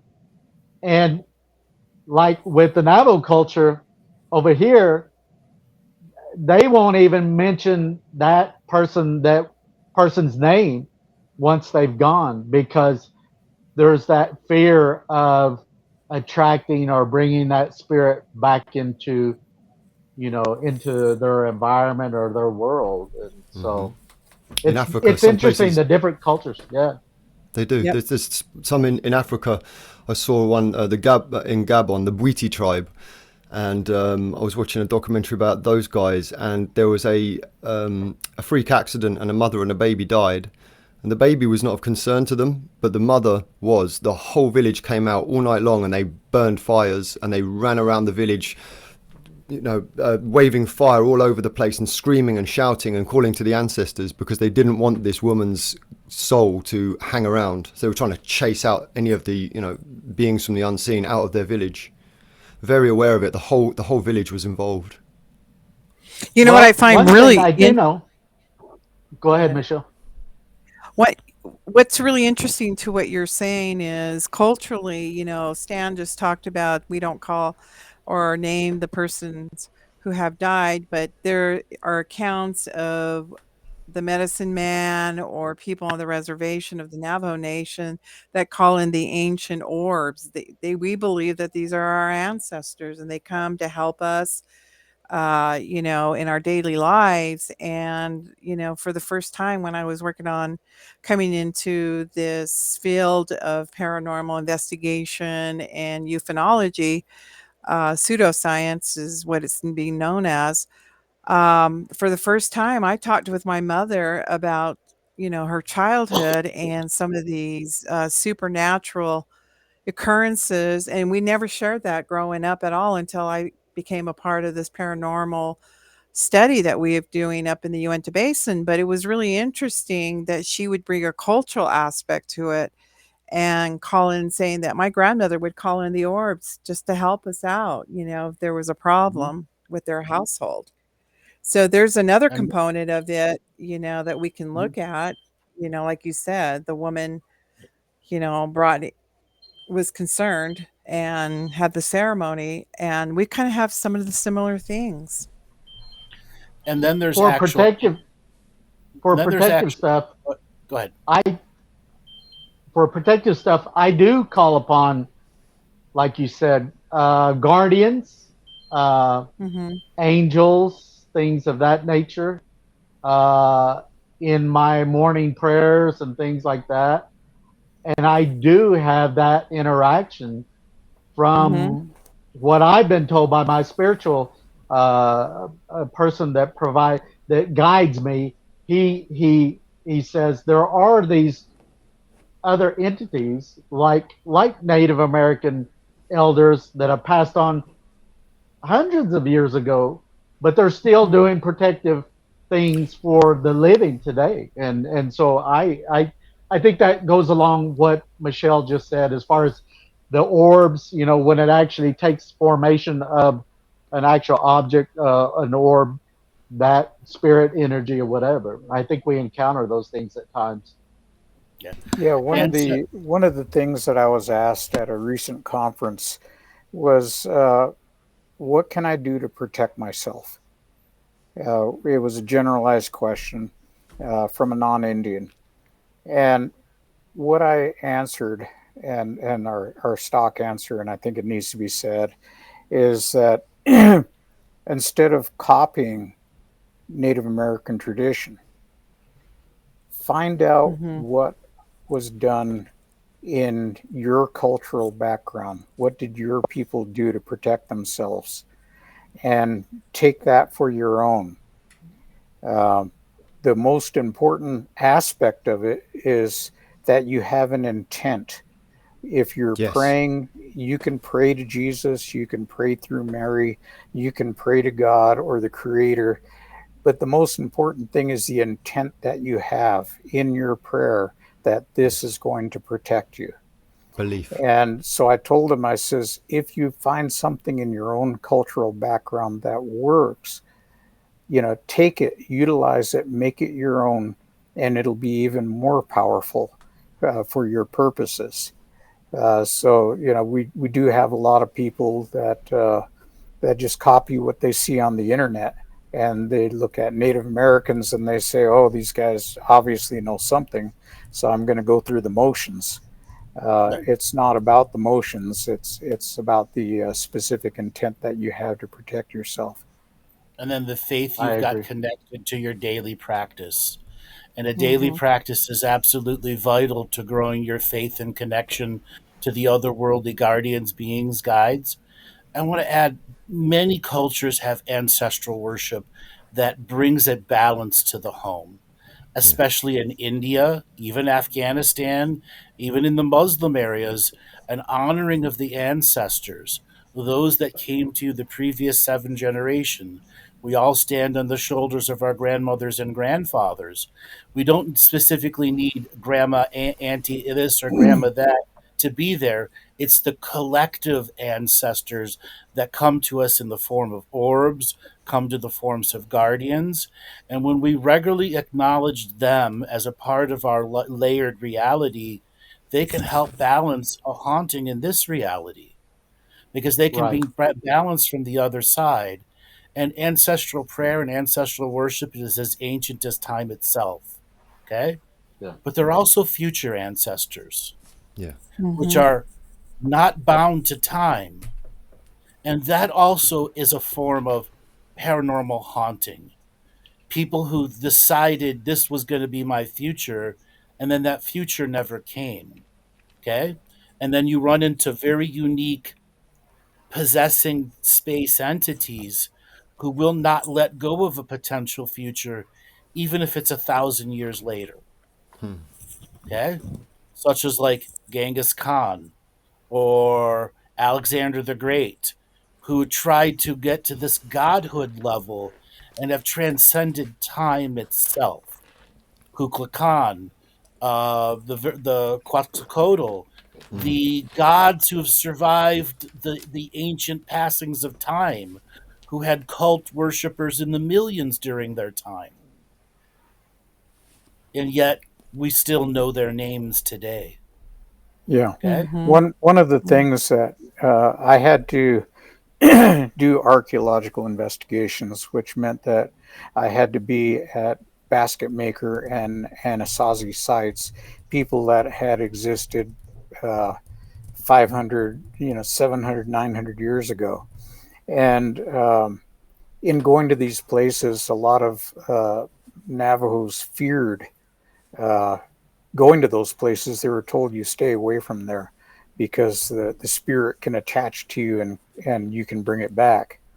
So one of the things that I did, I had to speak with different medicine men about how to comport myself at these locations, and to how to protect myself. And one of the things they said had always stuck with me and became almost a daily practice.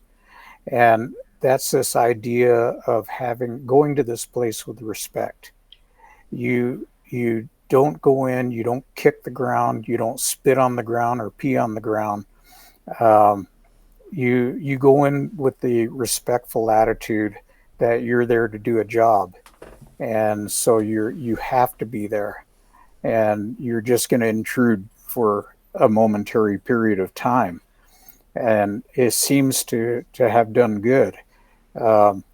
And when you're doing protection, Stan always, I love the way he puts it. He says, like taking a bath. You don't go 2 weeks between taking a bath, or maybe if you do, hopefully everything's okay. But if it's like taking a bath, you do it every chance you get, because it's a spiritual cleansing. Or if you start to smell. In our teachings, we call it spiritual hygiene. Yeah. There are certain rituals and ceremonies and prayers you must do out of choice on a regular basis, just like changing your sheets, taking a shower, brushing your teeth. Each one's going to have its own specific purpose for the layers that are interacting with you. And Andrew's always taught that it's our responsibility as well, equal to our level of awareness, to maintain that spiritual hygiene. Yeah, I do mine through sweat. Sorry, guys. In that spiritual hygiene, it's like what Michele brought up earlier, where she was referencing John's reference of a hitchhiker. Throughout our daily lives, whether we go to the bank or to the grocery store, we can encounter people that exude this negative energy, this negative personality, and those energies can latch onto us. And just like when we're out working in the garden, we can get dirt under our fingernails and everything. Well, just like we said, it's very similar spiritually, where these negative energies can accumulate and attach to us. And so from time to time, we do have to take the time to cleanse that off and get rid of it, because when a person is in their living life, they're a negative person. They're just really bad in how they carry themselves. I mean, even to the point of being a murderer or something at that level. When they cross over, that doesn't mean all of a sudden they're a ball of light and very. They can be just as bad on the other side. Yep. And so we have to be cautious of those things and protect ourselves from those energies. But like John said, and what was referenced here, it's a form of hygiene and bathing, just like we brush our teeth and wash our hair. Exactly. And yeah. And then there are Right now, specific rituals, like the whole metaphorically, what is brushing your teeth? It's not to just have Right. bad breath; it's to have clean words. yes, Right. Okay? That's Mm-hmm. the True. energy transfer. Taking a bath is also purging out other people's negative energies, so you recognize what is your own. Because when Right. something enters your field, I use this statement, all of a sudden something in your mind says, kick your cat. You know that's not you. You know that's an external source. And if it's something's in Yes. your field and you allow it, you must say, no, you can't be in my field anymore. yeah, And exercise one's free will through the purging and the cleansing of the energy that's dirtied your own light. yeah. Well, in And it's some not extreme only just cases, you have to go ahead. actually, maybe in your home, you're experiencing some type of negative energy. Sometimes you have to be very vocal to those energies that are coming in and occupying that. Yes, And I think that at times that's very, very, very powerful. If that's your domicile, that's your home. Sometimes you have to stand your ground. Sometimes you have to protect yourself, protect Yep. your family, your little ones, and you have to verbally tell these energies to leave. You're not welcome here. You don't belong here, and you right. need to get out. And I think that's very powerful in some situations. People don't realize how much Right. power they have to be able to tell these things to leave. I I've had call to it do the that out, very I call, recently, Stan. yeah. Sorry. Yeah, I call it sure. the out loud, name it to claim it experience. Yeah, Yeah. If something's Yeah. in your reality, you got to claim your reality. And this is not just peeing on proverbial territory. It's using the expression of your free will and the connected of your faith and your ability to use prayers to create a force that repels without vengeance. Right. Because if you're taking vengeance on something, you're as bad as it. yeah. True. And you've And got I to think do with that. karma, there's definitely something related to karma where if we treat somebody in a negative way, it's going to come back on us later on. It will. Mm-hmm. And so I think it's very important. You know, many religions refer to the golden rule, but I think it's very, very, very simple. It's something we all have. If we kick a cat, if we kick a dog, we know in our heart that's wrong. We're hurting yeah. another living entity, another being, another creature, and it'll come back on us. I think, you know. So it's And Okay. you've got to use that spiritual responsibility with joy as well and happiness and not being too stuck and stiff as you're doing it. You've got to remember to have that smile and joy as you're doing the right. journey because it just makes everything so much better and more potent with a smile and joy. Exactly, Dan. And what I was going to say as well is we talk about energy, and there's a lots of emphasis put upon negative energy. Well, energy is energy. And, Right. you know, right now there are 7 of us here on this show being observed by hundreds of people in real time, which will be Yeah. 4,000 people within a couple of weeks. And that's not even thinking about the unseen that they're tuning into this show as well. And each one of those is projecting energy onto us, whether it be positive, negative, or neutral. And you just can't have that energy sitting on you. It will become a manner of haunting eventually. So we have to go through Right. regular clearing ceremonies and rituals just to be able to do these types of shows. True. So, You know, it's so really interesting. I had an go ahead. experience just last week with this. We were talking about the power of the word. I was doing an interview with a gentleman who was living up in the Uinta Basin, and he was sharing his experiences of the things he saw. You know, the negative energy and the positive energy of things. And spirit spoke to me and says, you know, take some of the medicine that you have that we've been practiced in, and I gave each of them some of it, and I said, now take it and just rub yourself, and you know, just clear out that field within you the talks that we've been talking about. And all of a sudden everything deadened, like there was a spirit of reverence. You couldn't hear the music that was playing in the lobby of the hotel. Everything was silenced, and you could tell there was that reverent moment, and you could tell that cleansing was going on. And they were quite amazed at what was going on because they audibly could not hear anything, but I knew that there was that reverence and that protection and the cleansing that went on, because sometimes it can be very physical. Yeah. Right. So I want to touch on something real quick before we go to questions from the chat room. So there's a common process where drugs are being prescribed by psychologists for kids who are clearly haunted. And one of those examples, those kids who cut themselves. As Mm-hmm. soon as you experience cutting, there is a ghost there. There is a ghost absolutely bull weevilled its energy into that child. And then they get drugged, and the ghost gets bonded to that kid for very long periods of time. Those drugs act like cannabis or heroin to those ghosts. Okay? There are so many things wrong with pharmaceutical drugs that we have no idea the effect on the spirit realm.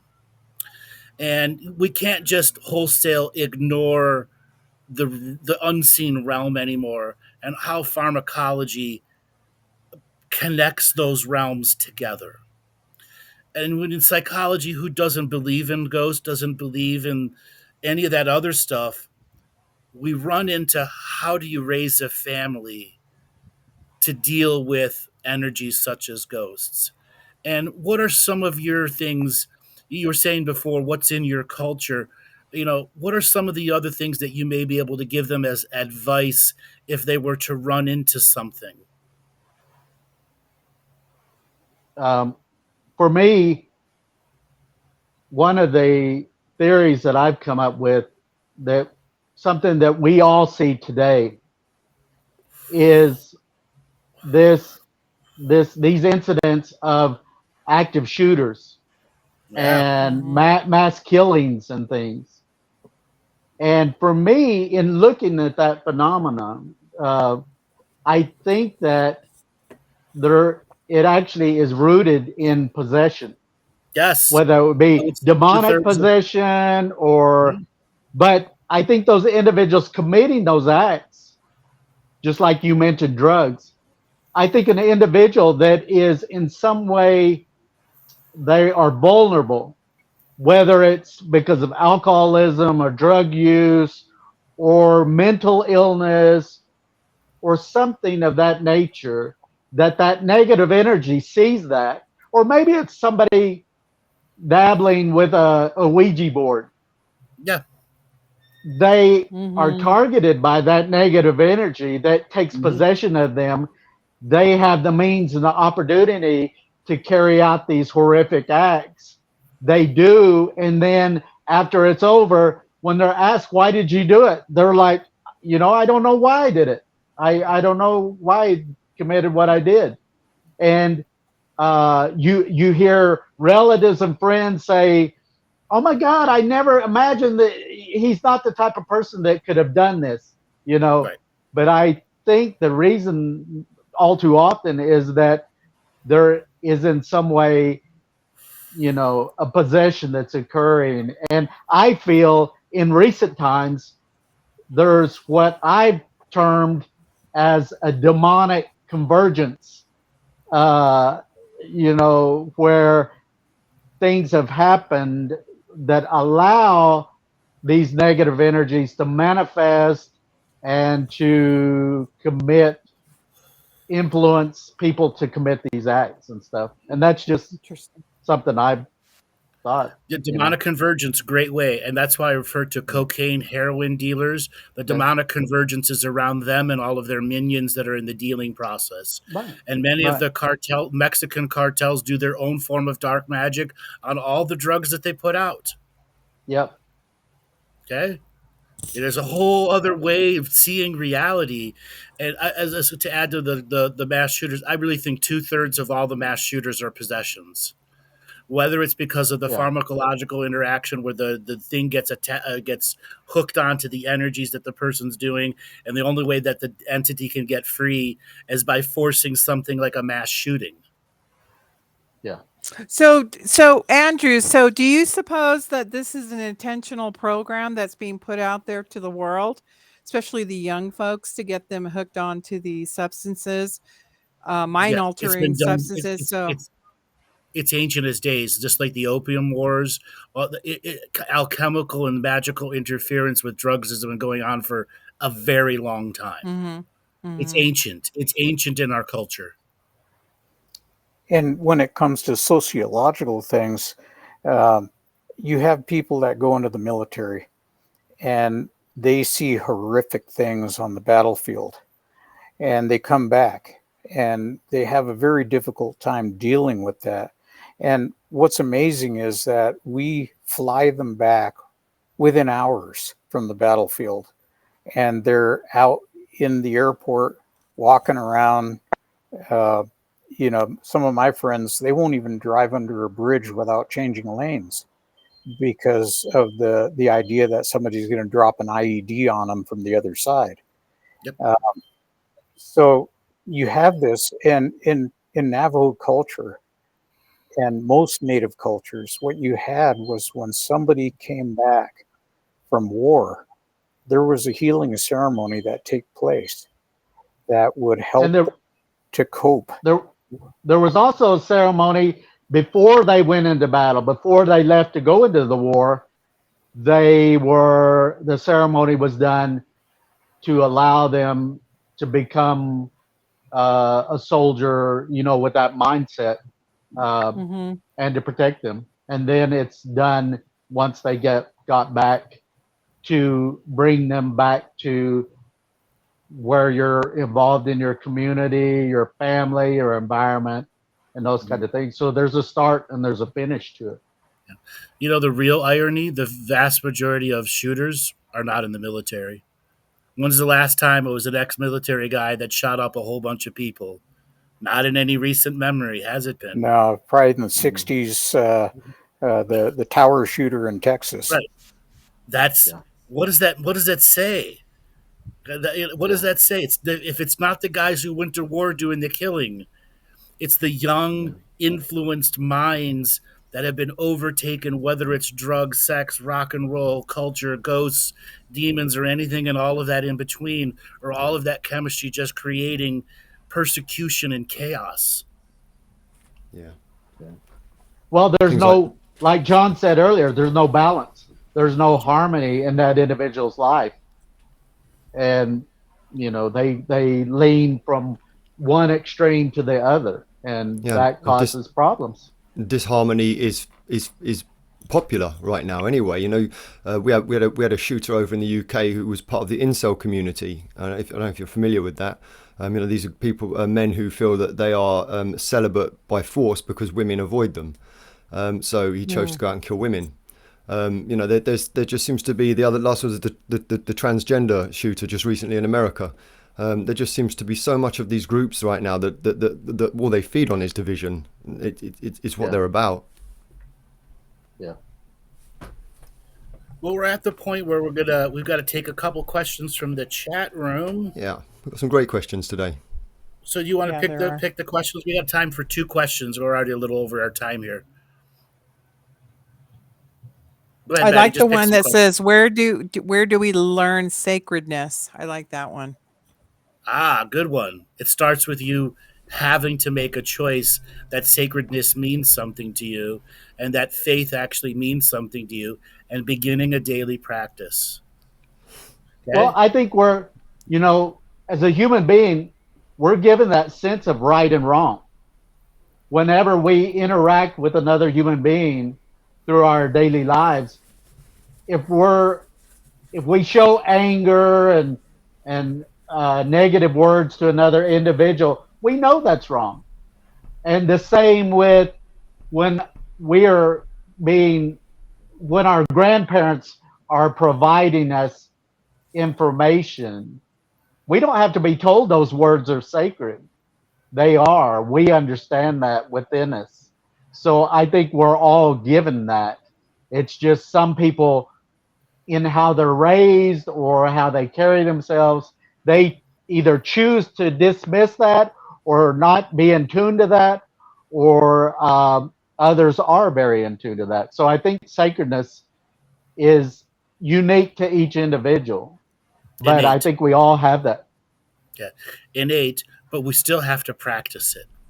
True. Yes. Yeah, and the journey to practice. Yeah. If you don't use your muscles, they're going to atrophy, and so you have to exercise it. Yeah. And So many people confuse thinking with doing. What I like to tell people, sacred practice begins with daily practice. And here's what I call the effort scale. 15 minutes a day, 5 days a week is C plus effort. 30 minutes a day, 5 days a week is B plus effort. 90 minutes a day, 6 days a week is A plus effort. What you choose to do during that time is always going to be up to your sacred practice, what you're making sacred for you. And it's more than just meditating. It's doing things in your reality that use the word spiritual hygiene. Okay? Just as you would brush your teeth, vacuum your floors, clean your house, there are techniques that you can learn that do that for your layered reality. It could be as simple, and we joke about it all the time. You let somebody else in front of you as you're driving, and you tell yourself, "Well, I'm gaining good karma by doing that," because if you cut them off and honk at them, I mean, in Los Angeles, they have bumper stickers that says, "Cover me, I'm changing lanes." You might get shot. Andrew.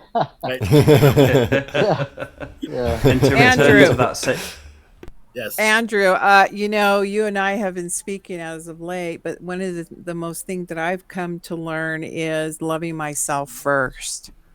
And when we can love ourselves first, then we can love the world outside of us. And so we create that sacredness. Very, very important. Yeah. It is. A lot of people become martyrs. Yeah, they love others before they love themselves. Exactly. How can you show respect to other people if you don't even respect yourself? Right. Exactly. Which is a common issue throughout many of the cultures throughout the world, because martyrdom has been ingrained into you at such a young age. Give to others before you give to yourself. Right. Okay. Spirituality is the practice of giving to yourself, and for those few moments you're doing it, it's not about others. It's about you. You and your connection to you and the frequency that you create with it and the light that you want to create. Light is not just, light fairy worker stuff. It's you. It's the potentiality that you get to create with. Yeah. And if you're constantly letting others dirty your light, you won't know what your light looks like. Thus, you must accept the love of yourself. That's the first part of making anything sacred. Right. And to return to sacredness, you've got to fix broken faith as well. So if you have any trauma or places in your life earlier where your faith was broken, you have to be responsible to fix that and allow source connection to come back to that sacred flow in a way. Yeah, you can't carry that baggage. Forgive yourself is the next one.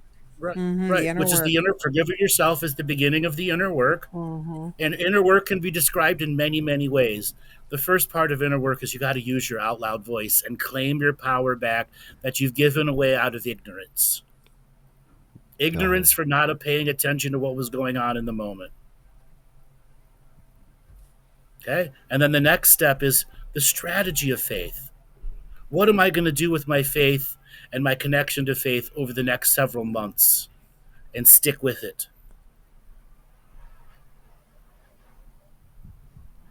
So there was a question here, Andrew, from Patty Lucia, which is pertinent to not what we were just talking about then, but to the general theme of the show. So it says, could you speak about the haunting sand possessions that happen at events like Burning Man?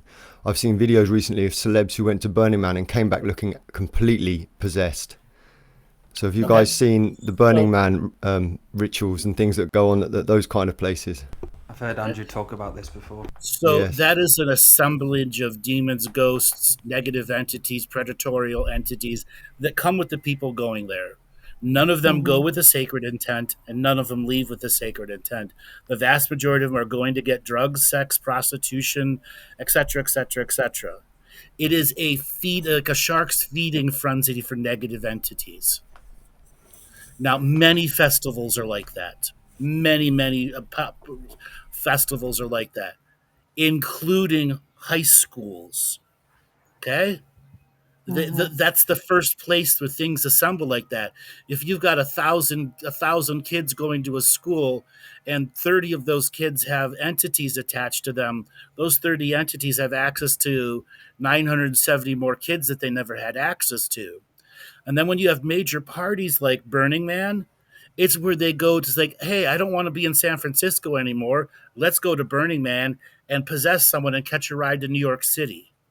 And that happens all the time at those major festivals.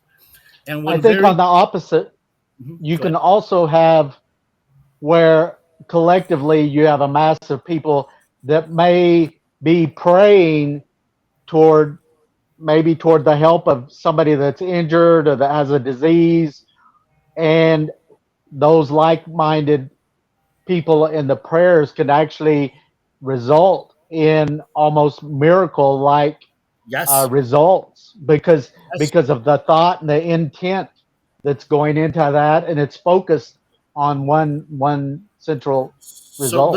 let's look at a ceremony where you got maybe 3, 4, 500 drummers, 2, 300 dancers. Absolutely, you're creating a focused intent. And if let's say you're given a target for that focused intent, like bringing relief to a veteran or bringing about a peaceful situation to a riots or something that's going on. The power of collective prayer has been known about in our innards for so long. And the power of collective prayer is vital to learn and relearn and then earn and relearn over and over again. Because that power in collective prayer is what can knit us all back together as a broken society. Mm-hmm. It's like Which those is the mass importance of meditations, Andrew, sacredity. you talk about. Because without sacredity, without the sacred process, then even those processes can become weaponized. So that's again the importance of the hygiene, the spiritual hygiene, and the self practice. Okay. Well, for some too, and this is just humans in general. Everybody likes to be different. They want to stand out. Sure. And sometimes being different is doing things that are outrageous to other people. And you get that attention. And so now you're going to be more outrageous. And you keep doing it over and over and over, and it becomes this cycle. And, all that just because you don't want to be just like everybody else. You don't want to be that gray person in the crowd. You want to stand out. And sometimes to stand out in a negative sense is really, what you're looking for, because then either people fear you, and this is what we found with skinwalkers, is they control whole communities by fear. Yes. And in the case of an interview with one, they said this is fun. They go out to do this for fun because they know the community is terrorized, and so that's why they do it. So it's really interesting that just our human nature. I always like to say that maybe the aliens haven't actually come and landed and visited us, because there's signs up there that says these are a violent, destructive people. And so you can look at this ant farm, but you can't touch. You can't have any communication because you'll get contaminated. Instead of beware of the dog, beware of humans. Yeah. We are indeed the rabid dogs of the solar system. Yes. All right, guys, we're at the end of the show. You guys have a website or an event you like to tell people about? Well, we're going to be at Contact in the Desert on the 1st, or the 2nd, I should say, 2nd through the 4th in Palm Springs. I will be in Fairbanks, Alaska directly after that for the Bigfoot conference there. And then in later part of June, both me and Stan will be at the Roswell incident. And there's others that are coming up, but they're a little further out. We're hoping one day soon to be in Europe, and we've been to Scotland. We'd love to come to England, and we're just all about that. We love traveling. I think it's for me, it's the Cheyenne blood that's in me that just makes me want to travel, and so yeah, that's what's coming up. Okay. If you get Michele? a chance, I would like to say, if you get a chance, watch the Netflix episode Paranormal Rangers. If you want to see a little bit more of the information related to the investigations that John and I have done in the past, maybe if you can watch that. So. Yeah, we were very careful with that production company, and we told them we weren't going to do it unless they portrayed it accurately. And hands down, they did a good job. So we approve of it. Michele, do you want to plug your upcoming events and website, if you have a website? Yes. I am going to also be at Contact in the Desert the 2nd through the 4th in Indian Wells, California. Anybody live there, come purchase the ticket and come participate and hear all the wonderful speakers, the Paranormal Rangers, myself, and probably, 57 others. Yes. Tonight, I'm going to be hosting, on a show with Alan Smith. It's called Paranormal Now and Coffee and UFOs. And that starts will it be on YouTube? On StreamYard is what it says. And it is an YouTube, audio. What's that? It's probably YouTube. Okay. YouTube. And it starts at 9 to 10 p.m. Eastern Time, 6 to 7 p.m. Pacific Time. And it's a 1-hour show. And I will be talking extensively of some of the things that are happening in the Uinta Basin through my 6 years of being down there. Okay, Laura, give a way for people to get a hold of you. Just like to say thank you, and it's been an honour to have you three guys on, and I've really enjoyed this like many people have, so thanks for coming on. Yes, Laura Massey, Facebook, or twofeathersmedicine.com, and I will be back with Prayer Sunday this Sunday coming. Thanks, guys. Yeah, Dale, people will forget to hold of you. So if you want any psychic surgery sessions, go to daletobin.com. And next Tuesday, we're back with the Talking Stick show as well. We'll be having Andrew and David Ellis on. And again, thank you guys. What a show. Really, really fun. Thank you for coming on. Mm-hmm. Maddie, for you. Thank you for having us. Yeah. Thank you.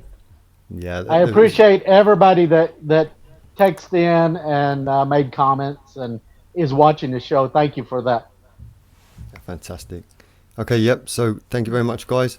You can get hold of me at twofeathersmedicine.com.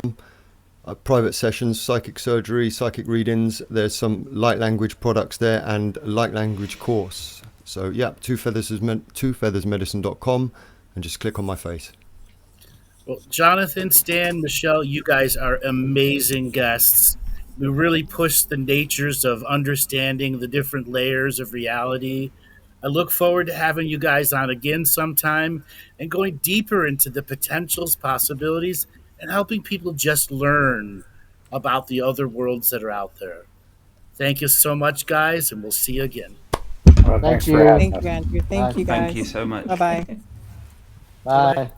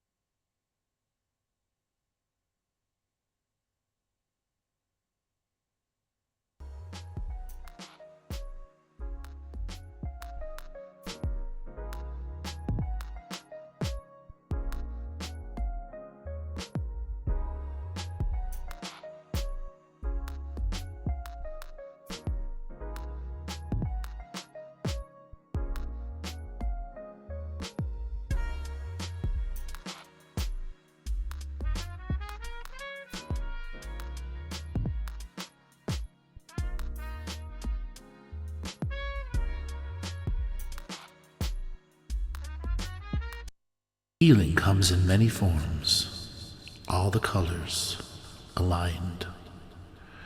You are free as a dove when you choose, a sovereign state of being. And allow this product to work with the 7 color chakras in our own energy system. Meditations can trigger DNA wisdom and memories in light, out-creating our limited chemical memories. So sit back, relax, as we take you on a journey of light and colour.